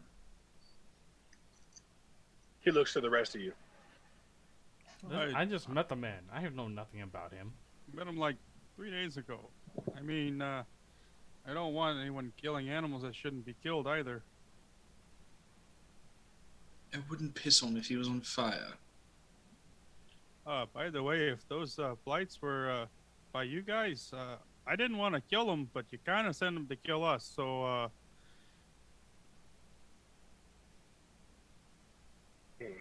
sorry. I'm not. The rabbit folk woman speaks up again. She says, "I hope we don't have to cross paths again." Me neither. Next time, And- this blade is going through you and not a tree. They both disappear into nature. Damn it. Well, Can we just keep Romanor. going? Ramanor's secretly glad we didn't have to rob anybody. Azurus is very much the opposite of the spec. Fine. Moving on. We need to get to Orstead. Because we need to get to the Game Master. At least then we'll make some money. Connor, absent-mindedly. Isn't that like the second job that we've lost money on? well, maybe if you could fight a tree. Oh no, there's no need to be so mean about it. And as, just in this moment of snaps her fingers, and Katai appears on Connor's shoulder and just kind of like flicks his tongue out at his cheek and just and then retracts it, and then she snaps again and he's on her shoulder.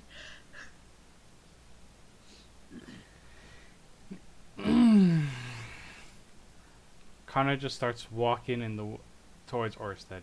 Doesn't say a word. You guys have to go through the city of lamps. Okay, so Az goes like this to Ven.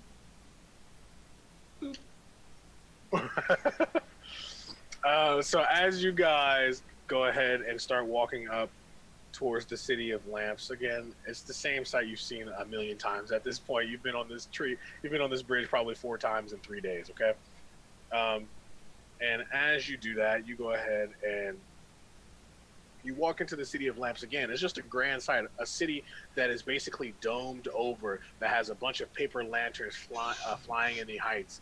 And as you see, it seems like this city is in a perpetual state of golden hour or dusk. And you can see as the lights kind of flicker in and out, and in and out, and in and out, as the lights get lower and higher. And you're just going through the entire city, not even paying attention to the beauty that is the city, not even paying attention to the people sitting next to you, or not sitting next to you, but just kind of walking past you. And you decide you're just going to beam it straight for Orstead. And as you do, you guys are getting towards the edge of the city of lamps, and then you walk out. And I need one of you, doesn't matter who, I need one of you to make a history check.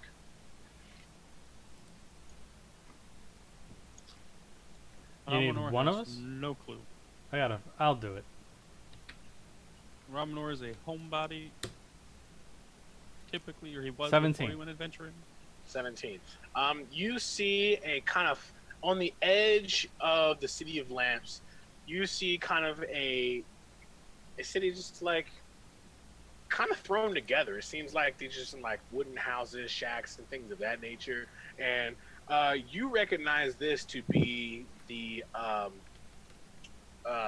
what do they call it? I always forget. Let me pull up my notes because this is where notes are for. Okay, you see a small gypsy town that is known as Bygate.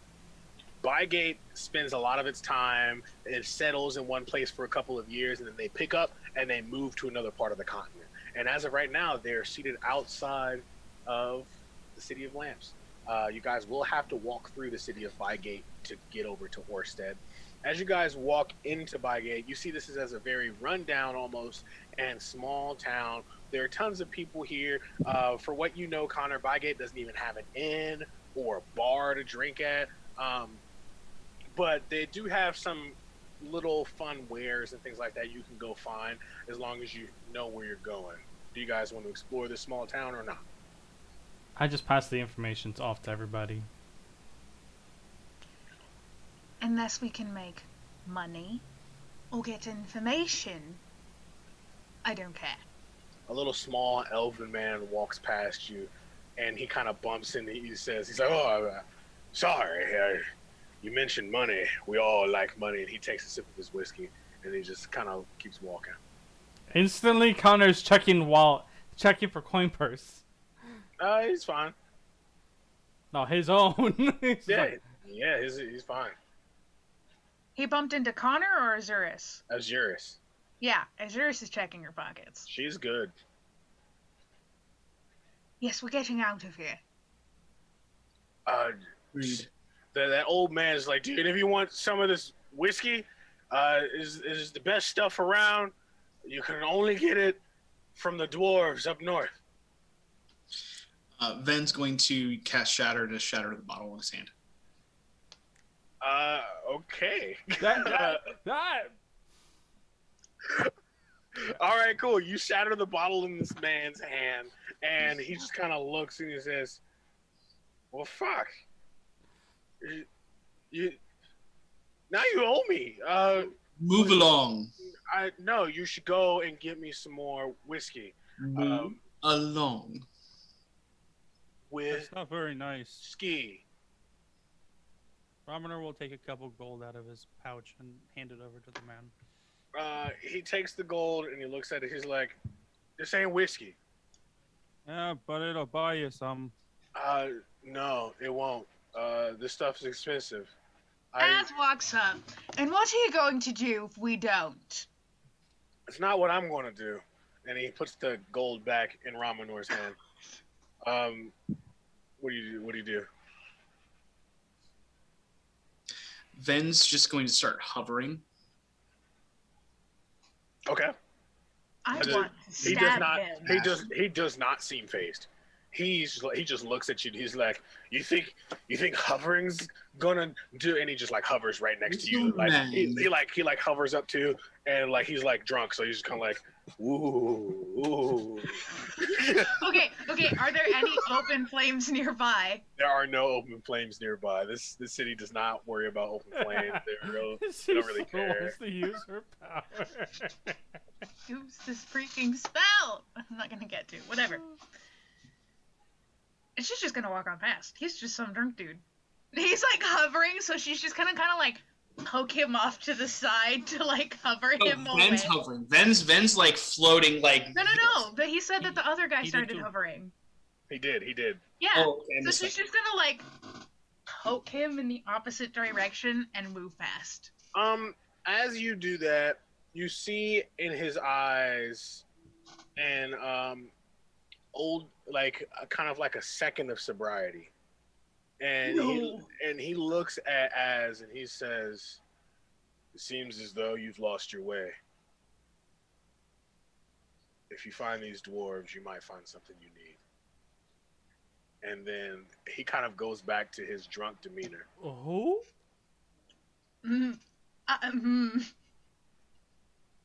She's immediately turning around, grabbing him by the shoulders and putting him up against a building. He looks at you, unfazed by what you're doing, and he just looks down. He's like, "Whiskey." Bring it back! What do you mean?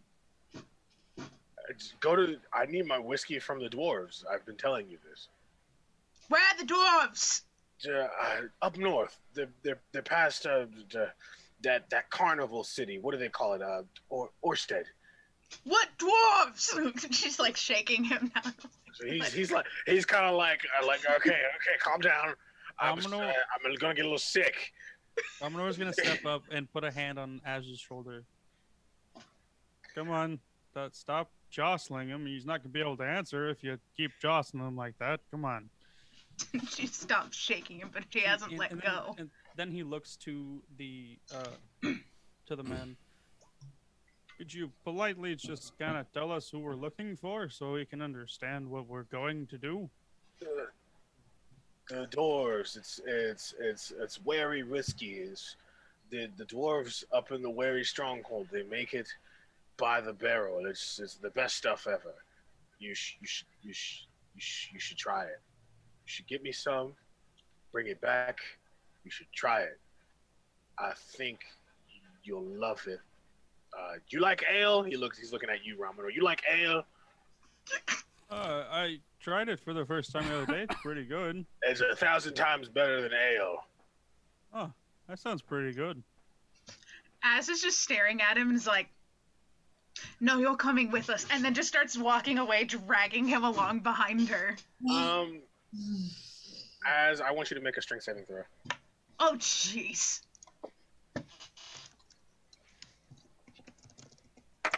Wrong chat. Wow. Thank the Lord I did not send that.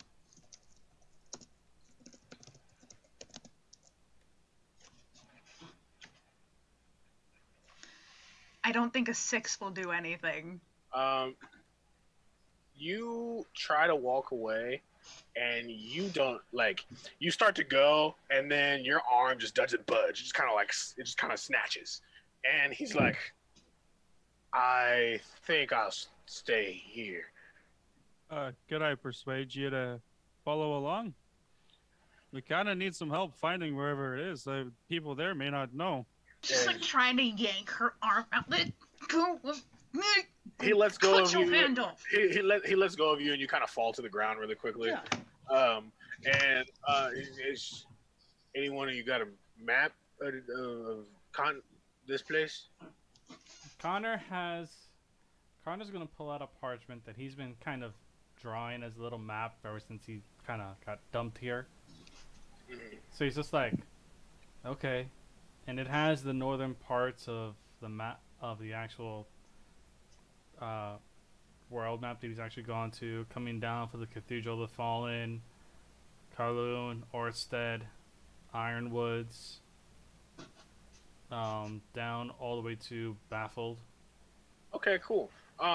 He looks and he's like, "This map is," and he kind of he spits on the map, and then he takes his finger and just drives it into a place, and he's like, "That's where it is."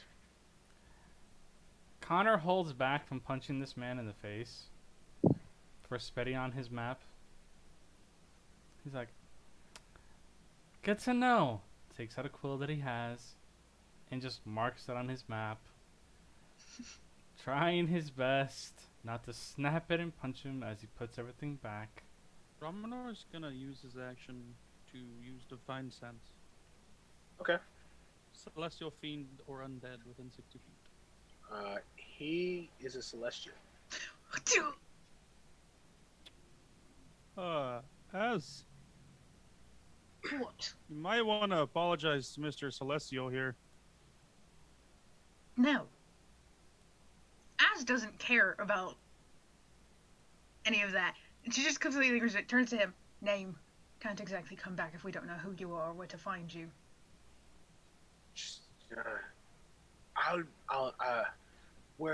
Where you headed? This place might not be here. We gotta go to Orstead. What do you mean by that? No. And she gets right up in his face again. It's like, what do you mean this place might not be here? This is a gypsy town, ma'am. this town leaves randomly. Ooh. We're heading to Orstead anyway. Okay. Are you going Orstead first, or are you going to get my whiskey for me? I've got better things to do than get your whiskey. We'll get it on the way back. Well, I'll be in the Ironwood somewhere. You'll find me.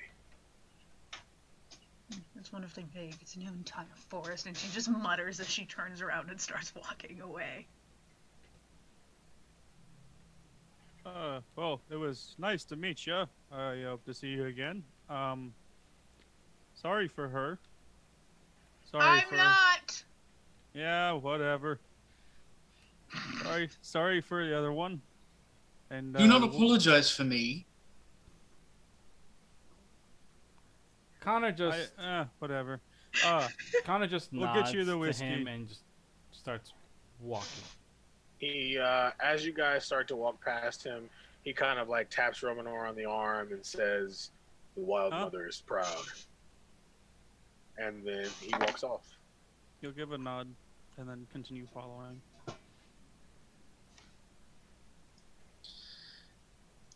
You guys do? Ye god says, and ye elf says, "Screw you, whatever god you are."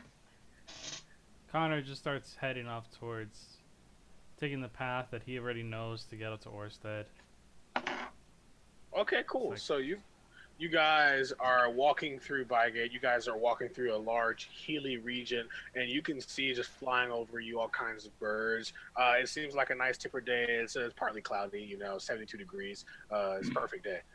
Perfect day. Not too hot, not too cold, mildly humid. No, as you guys are walking through the hills, you can see that there are small farms, and there are people kind of waving at you guys, noticing that you guys are all adventurers, knowing that they don't cause too much trouble, so they're not going to incur too much wrath unless you're bandits. Are you guys bandits? All right, you're not bandits. Okay, cool. And you just guys continue to go. As you do, you come up against a large body of water. It's not really boggy of any sorts. It looks like kind of like a large lake. And you can see in the distance the Ironwood Forest. You can see, as of right now, it is about dusk. And if you continue into the forest, you might encounter some things you might need to fight off in the middle of the night. Would you like to camp here or what? he looks at everybody and just goes, "Do you want to rest here now, or do we go into the forest?" Considering what we faced earlier, I'm not keen on sleeping between trees. Okay. So Connor would end up taking a moment, getting ready, and he would end up ritual casting Lehman's Hut. Ritual casting what? I'm sorry, I didn't catch that. Leomund's tiny hut.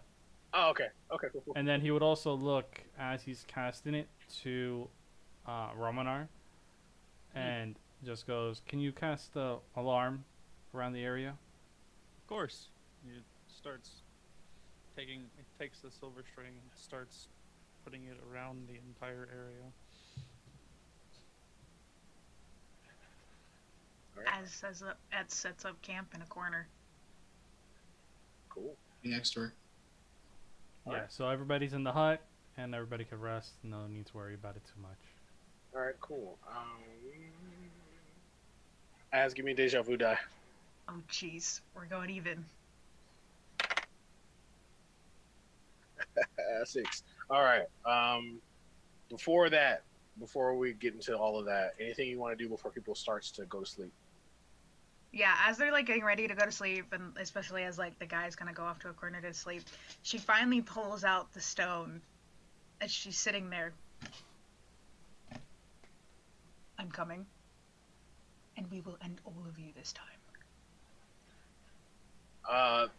The stone starts to vibrate, and as that happens, you hear in your head, he says, "Like I said, let's see if you can do it again."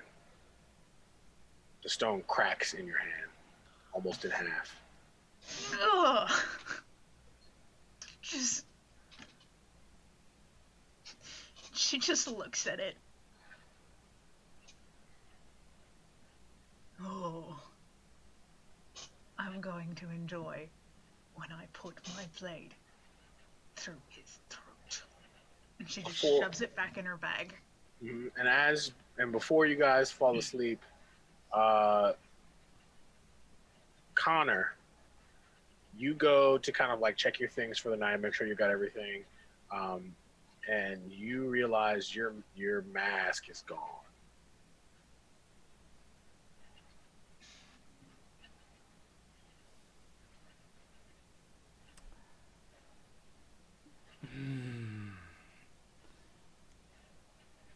Connor.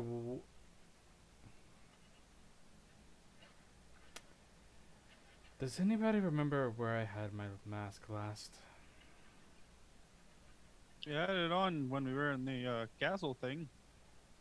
Yes, I remember that. After that.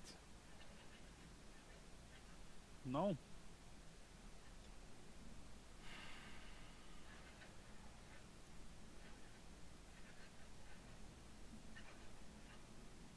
Wonderful. Az just looks over, because she's still pissed that the stone just cracked. She's like, no, don't care. The only masks I care about are the ones that we are going to break. Yes, except for the fact that this one could have gotten its information at any point in time. Well, then bad on you for leaving it. Perhaps it flew off when you were getting damned down beaten by a tree. We used to be a group, right? Why are you so aggressive? Connor goes and sits in the corner and just lays down. He's just like, I'm not dealing with this. I'm not dealing with this right now. She looks to Romanor. You try living 10 years with the only people who I've ever considered friends in a very long time. And then you come back and nobody believes you. And none of it has happened. I never said I didn't believe you. I asked my god, and they said that this in fact was something that happened. Or at least they gave me the idea. Mine told me to believe you and actually stay with the group, so yes. It's one of the main part of why I'm here. Otherwise, I'm here because I like to help people. And what we did to him, I mean, that's kind of mean. We'll help plenty of people along the way. People we're getting rid of. Believe me, it'll help.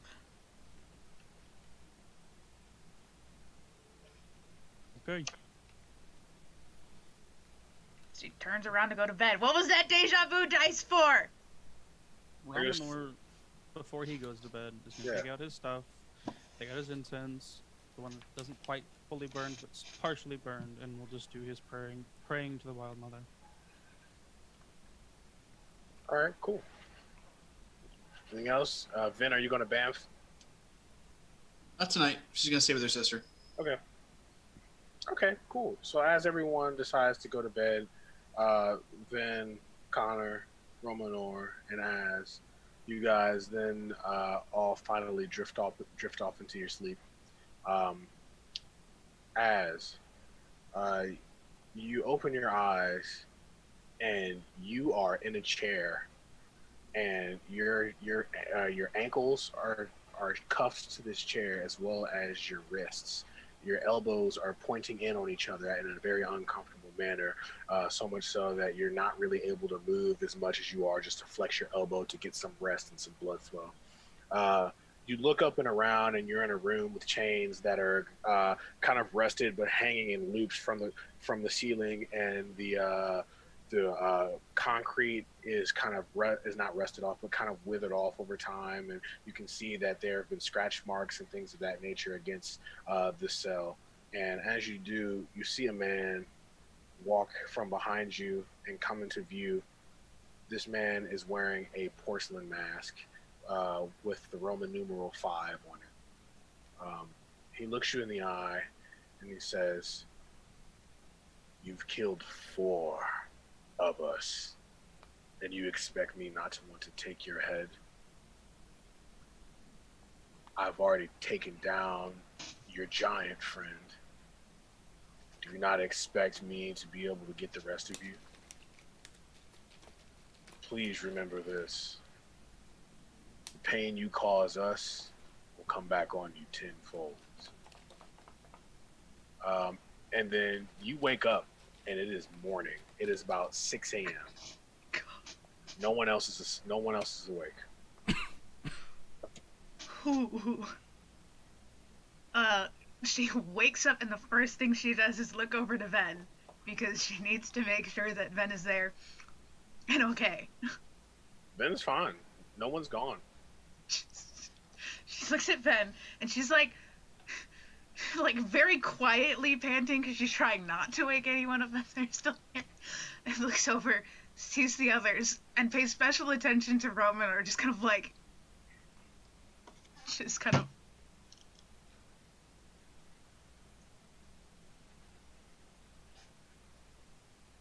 that one. I get the final kill on that one. And then just kind of, she cannot go back to sleep after that. So she just gets up, sits kind of off to the side, pulls Katai into her lap, and is just quietly sitting there. Okay.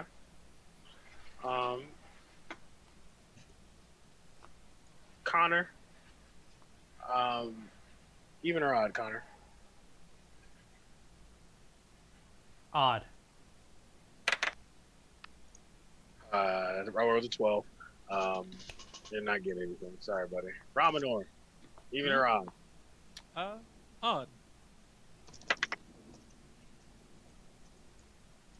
I rolled a 4. Then, even or odd? Wow. Even.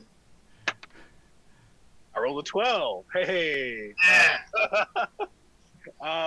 Vin, this is obviously going to be a lot more choppy for you. So, in short, out of game, I'll explain this, that the wish spell that he cast, he did not word it perfectly. So every now and again, you guys will also get a little bit of deja vu. But really, it'll only be Vin. Not Vin, but Az. Okay.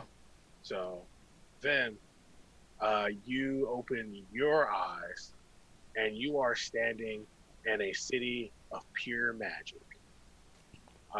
You look around, and you see Az running from building to building on the other side, and for some reason you know what you're doing, and you are headed for a giant castle in the center of the city.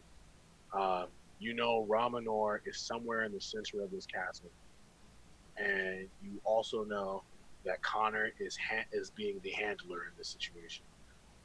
As you go to jump, you feel something grab your ankle and pull you in, and you wake up. Oh God. Then Huh? Yes. We're not. I think I saw something. Did we go to a city once made of magic? Dungeon Master? Yeah, you did. She just kind of You don't remember the name. You don't remember the name, but yeah. just the. Yes. She gets up and goes over and sits in front of her and has her gently, because she's gently by the arms. What did you see? You were running from building. You were trying to find Romanor. He was lost. He was in a castle. I went to jump, and something grabbed me, and I fell. I think I fell. That's when I woke up. Did something happen? Just calm down. Just calm down. And she just pulls her into a hug. Just. Oh God, you're right. I'm so sorry. I'm so sorry. It's alright. It's alright. She just internally is screaming because ah, but externally, just like only love sister. That is all. Thanks. Only soft moment ever. Yeah, at that point, it's probably been an hour since you've been awake, so she jolts awake from that, and then from this little tiny commotion, Connor then wakes up. Did I miss something? What happened? What's wrong? She like lets go of Ben, kind of sits back. So do the same. Nothing. Don't worry about it. Nothing you need to worry about anyway.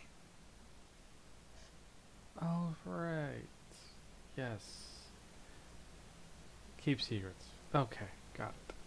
Also, as the dungeon master, remember that all the things that happened in the past will not necessarily happen. So you're seeing things that happened in the past. Ramonor won't get taken. You don't know. He might. He very well could. Az looks at Connor. Don't give me that in the morning. You woke up all of 5 seconds ago. Save the snark for when you've got food in you. Do it better that way anyway. Besides, can't two sisters have a moment together? Yes, except for the part where you... You know what? Never mind. Maybe the I shall tree leave is it alone. too hard. Maybe you should... Romanor's just in the background snoring. Connor goes over and wakes Ramonor anyway. Ignoring the tree comment, because at this point he's just like... cursing in gnomish as he goes through. Morning. Morning. Let's go. We need to start looking for food anyway.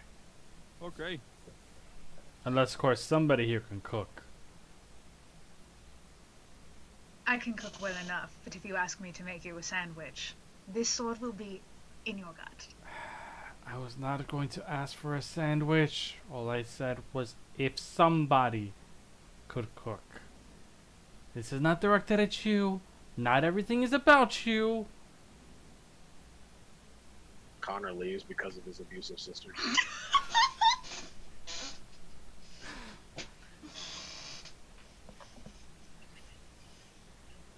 Azores has problems, we all know this.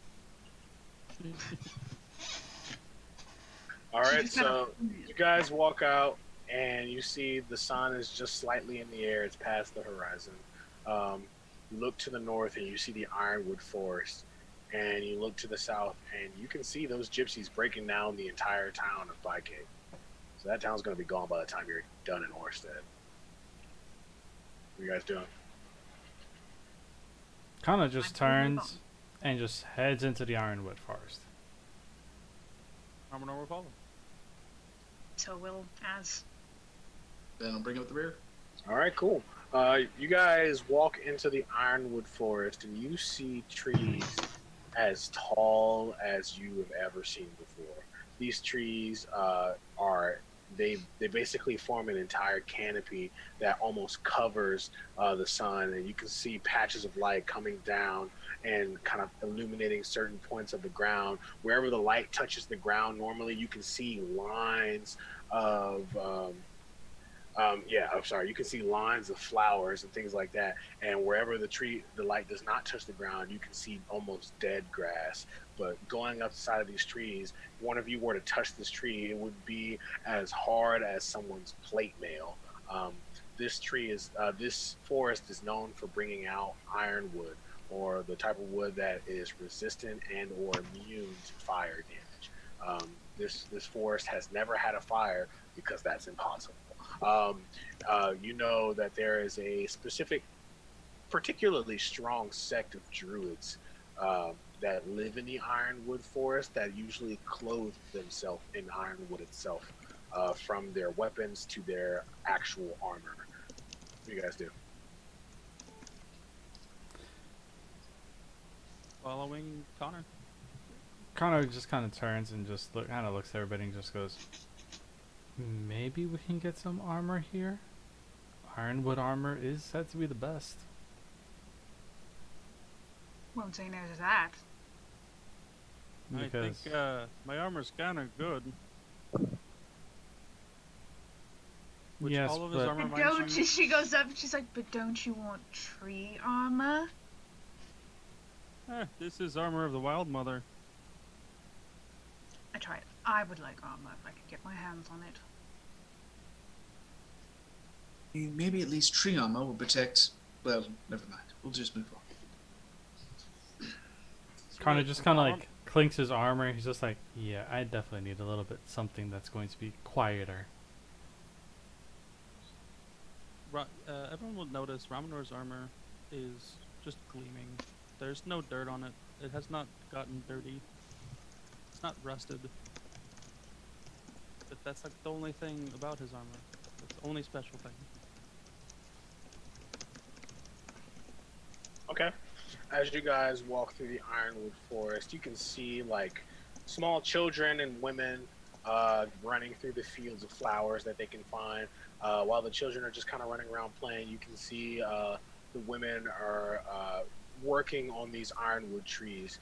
They seem to be working with a particular type of finesse, as if they know what they're doing and having done this for years.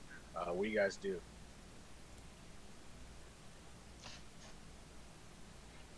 Az turns to Connor, and you can see her trying very hard to like compose herself into something not so spicy.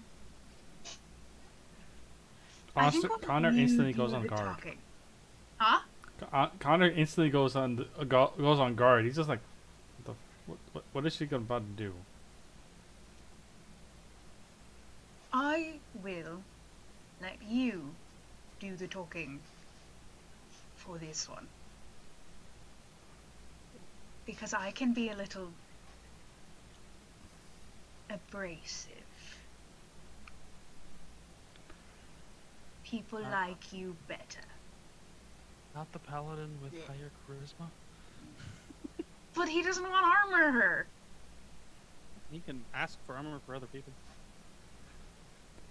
Of course, unless you want me to ask this one to do it, and she points over at Romanor.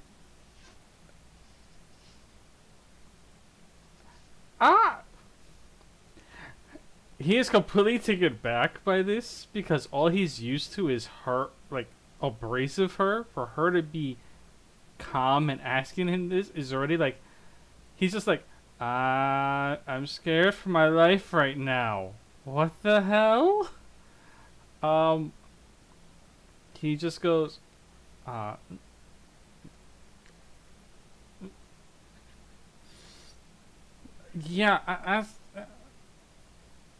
yeah. Romanar. Mm-hmm. Turns around. Looks at Romanor, still composed. People like you much better than they like me. I would like armor. Can you help me get armor? I mean, I can do that. It would help if you were just nicer to everybody. They might like you more. I don't need everybody to like me, especially in my line of work. I just need to get the job done. You don't have to be nice to everybody, but you can be nice to the people you want things from. Do I have to stand here and take this lecture to get my armor? I didn't say you had to do anything, but of course I'll talk to somebody about armor for you. Thank you. Okay, cool. Romanor kind of like stands up straight, kind of composes himself to get ready to talk. And then Az remembers that he's a 9'6" furbolg. As he kind of like stomps off and to talk to this woman. This woman is wearing a bonnet and a dress, and he kind of Romanor, you walk behind her. Yeah, what do you do? To ease a little bit of maybe some discomfort of him being so tall, it looks like he shrinks 3 feet down to 6'6". Same, still him, but 6'6". Okay. Hi there. Are you one of the people who makes the ironwood armor? She like jumps almost and then turns around, and you all of you see that same rabbit folk woman, this time dressed in a dress and a bonnet, pulling her ears back. She's like, "Oh, hi. What are you doing here in my home?" Az is desperately trying not to burst out laughing, so she has turned her face away and is just... Ramanor, you can see she has the ice storm spell held in her hand.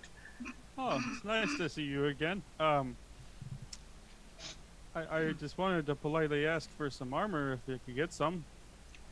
I'm glad to pay. She drops her hand very slowly, and she says, "You banished one of my friends to another." That was not me. Now hold on there. Hold on there. Connor, hold on. She tricked us and tried to kill us. I can understand why our group got mad, but that wasn't me. I'm politely asking for some armor. Give me a persuasion check. If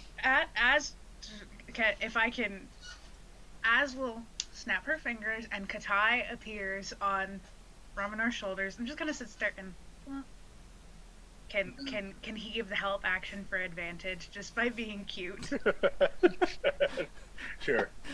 And then we'll cast guidance. Give Romanar guidance. Which does what? Plus a d4. Okay. Cute lizard said. Hell yeah! It's a 25. That works. She looks at you and she kind of lets. She's like, "If you'll pay, you Of course. can buy armor from us." She turns around and she picks up her basket, and she just kind of puts it on her head, and she calls, "Children, children, come on!" And she leads you guys into the secret city of the Ironwood. She leads you underneath the center tree of that entire forest, which is about, I would say, 300 yards in diameter. So you go there, and it has multiple levels going down. You guys see that each person's house, each shop, each inn, each bar is made out of a root from the center ironwood. And you walk down this little spiral, and you see that there are people of all types of beastly natures that live together: half orcs, minotaurs, rabid folk. Furbolgs. There are furbolgs here. You see one or two furbolgs. And as you do that, you guys then get to the center of the ironwood, where they have basically half of this floor of the ironwood tree lit on fire, and somehow the fire does not seem to be spreading. That's not weird at all. This is a nice place you got here. I even see some of my family. You then look over and you see an old half-orc man sitting there at the forge. His name is Sanutar. And he looks over and he's like, "What's this? Do we have people looking for armor?" Yeah, we're kind of looking for some armor. Azurus, what did you need? Hasn't said a word this whole time. She's behaving. Connor, you look above the forge there, and you see the symbol that your old friend Ford has the same tattoo on his forearm, which is of the god of the forge. Oh, you follow Moradin. I know. I actually have a friend who does too. He said, "You got a friend who follows more than he must be a good smith. What's his name?" Forward. He takes a double take for a second. He says, "Ford, you say?" Yes. Forward. He kind of takes a sheathed dagger and throws it towards you. And I'm assuming you catch it. Yes. Of no? course. Okay, you catch the dagger, and you see that there are two F's inscribed on the hilt of this dagger. He's like, "Ford is an old acquaintance. You give him my regards." Yeah. I will when next time I see him. He looks, he's like, "Well, what can I do you for?" We actually came for some armor. Didn't realize I would actually meet a friend of a friend. Well, just because you're a friend doesn't mean I can't charge it. So I didn't think anything else. what is it you need? Well, I'm looking for armor that's a bit more durable compared to what I have, but it's also quieter. And our friends here, pointing to Azurus, Ven, and also at Ramanar, just because. Well, even though he doesn't want some, I would also kind of suggest it, maybe. Azurus just kind of holds at her studded leather. Need something a little sturdier, but preferably still lets me be quiet. You know what I mean. It looks over to Vin. And you, miss? I mean, if you've got something that's light that helps me protect myself better, sure. He thinks for a second. He says, you give me a week and you return here with 200 gold and I'll have everything you need. If you're gonna make armor for me, he drops the disguise self that makes him 3 feet shorter. This is my actual size. He looks up, says, I thought you were kind of short for a football. Gotcha. I'm just trying not to scare anybody with how tall I am. I know I'm pretty big even for a furbolg. Az just kind of True. poked him. And as you do that, he kind of, without even thinking about it, the same way Connor's friend Ford would, he just kind of reaches his hand into the fire and pulls out something red hot and lays it onto his anvil. He's like, "All right, well, be here in a few days, preferably a week, and I'll have everything you need. Bring 200 gold, please." And he starts to hammer away. Sure. Of course. Before Connor leaves, he goes, what's the running market value for vampire teeth, by the way? Vampire fangs, sorry. Somewhere around 20 silver each. A set. Of course it is.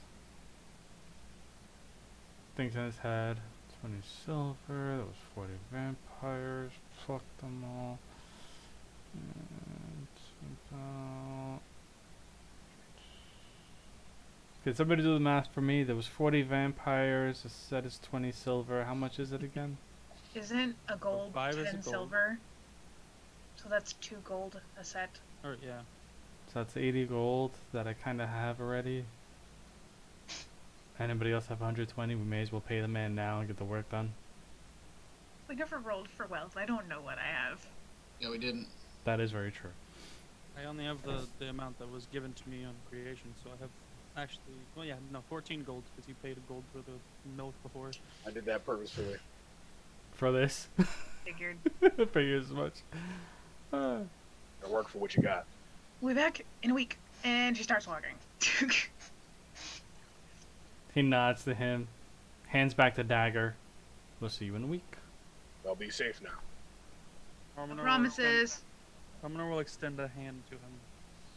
He sticks out his hand, and Romanor's hand dwarfs his half-orc hand, even though he's even still kind of like a larger half-orc. Look, lad, thank you for doing this work for us. I know that we're not your usual type, but thank you. He says, I get a lot of different types. Don't worry, I'm used to it now these days. You're just lucky that those other two, the girls back there, are being mean today. Don't tempt me. Sure, I'm sure. As you guys walk out of this whole floor that seems to be a forge, because you know that's their main export is ironwood, and you walk up and you guys find the rabbit woman standing there. She says, I'm assuming you guys need breakfast. I appreciate it. If She, you don't mind. The woman looks to Az and she says, you mention this to any warriors and I'll kill you. I'd There's like no to need see to you be so try. aggressive. But Going on me, I like her.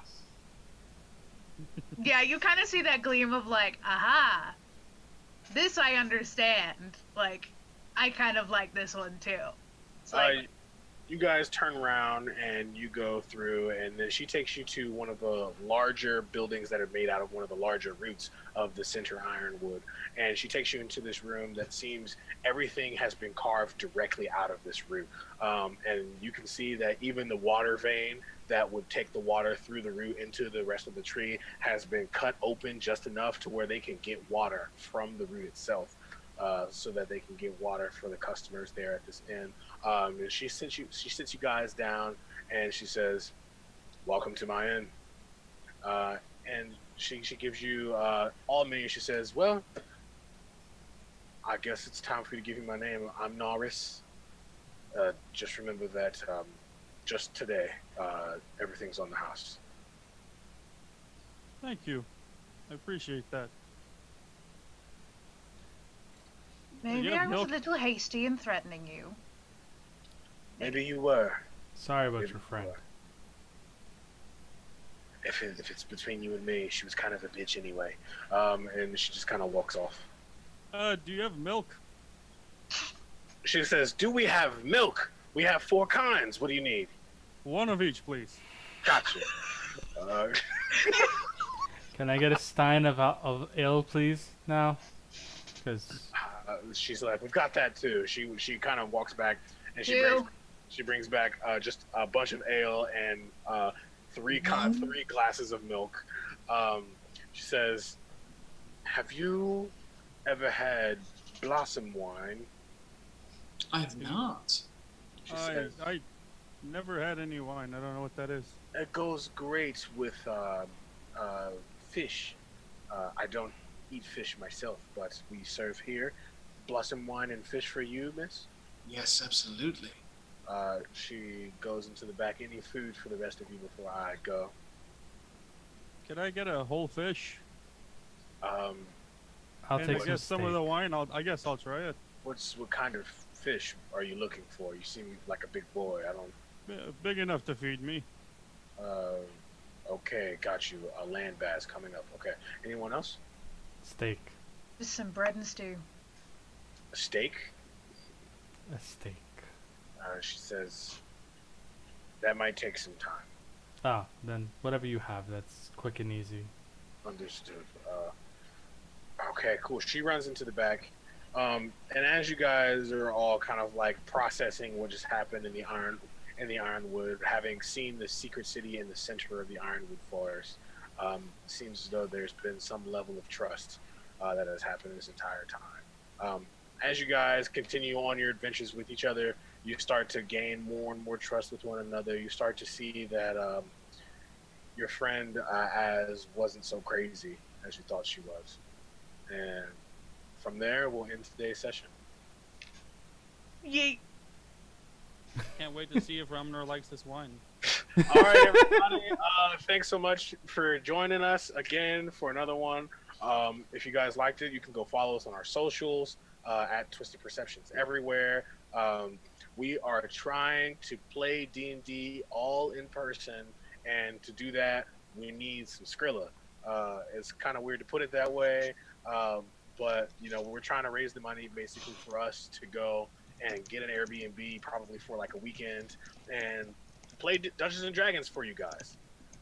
That would be great. That would be so cool. I'd be really happy to be able to play with all these guys, and none of us have met in person. Well, okay, I haven't met any of them in person, but I think Riley and Shaq have met in person. Yes, they have. Yes. So other than that, none of us have really met each other, and we would love to be able to do that and play Dungeons and Dragons in person. I feel like if you guys are enjoying right now, I feel like an in-person game with all of us will be that much more live. So please help us out. I think we all benefit from it. So yeah. Definitely. It'll be a lot more fun this way. Shaq, is there anything you got to say for socials right now? Anything like that? We'll just be rolling out the last of the behind the sheets posts soon, and be ready for TikTok coming, because now that we've got a feed that isn't laggy as all get out, we're gonna be sending out some clips here just to kind of review of like what happened in the episode, and so expect that to be coming out to our TikTok soon, and we're hoping to get YouTube up and running as well. So people can And catch up episodes. Also, one more thing that you forgot to mention, Ford. Yeah. You will not be here next week. You're right. I will not be here next week. I will be in Nashville with my girlfriend, and I just don't think it would be nice of me to just leave her to play Dungeons and Dragons for 3 hours on a Sunday night. Unless, of course, she says it's okay. Unless she says it's okay.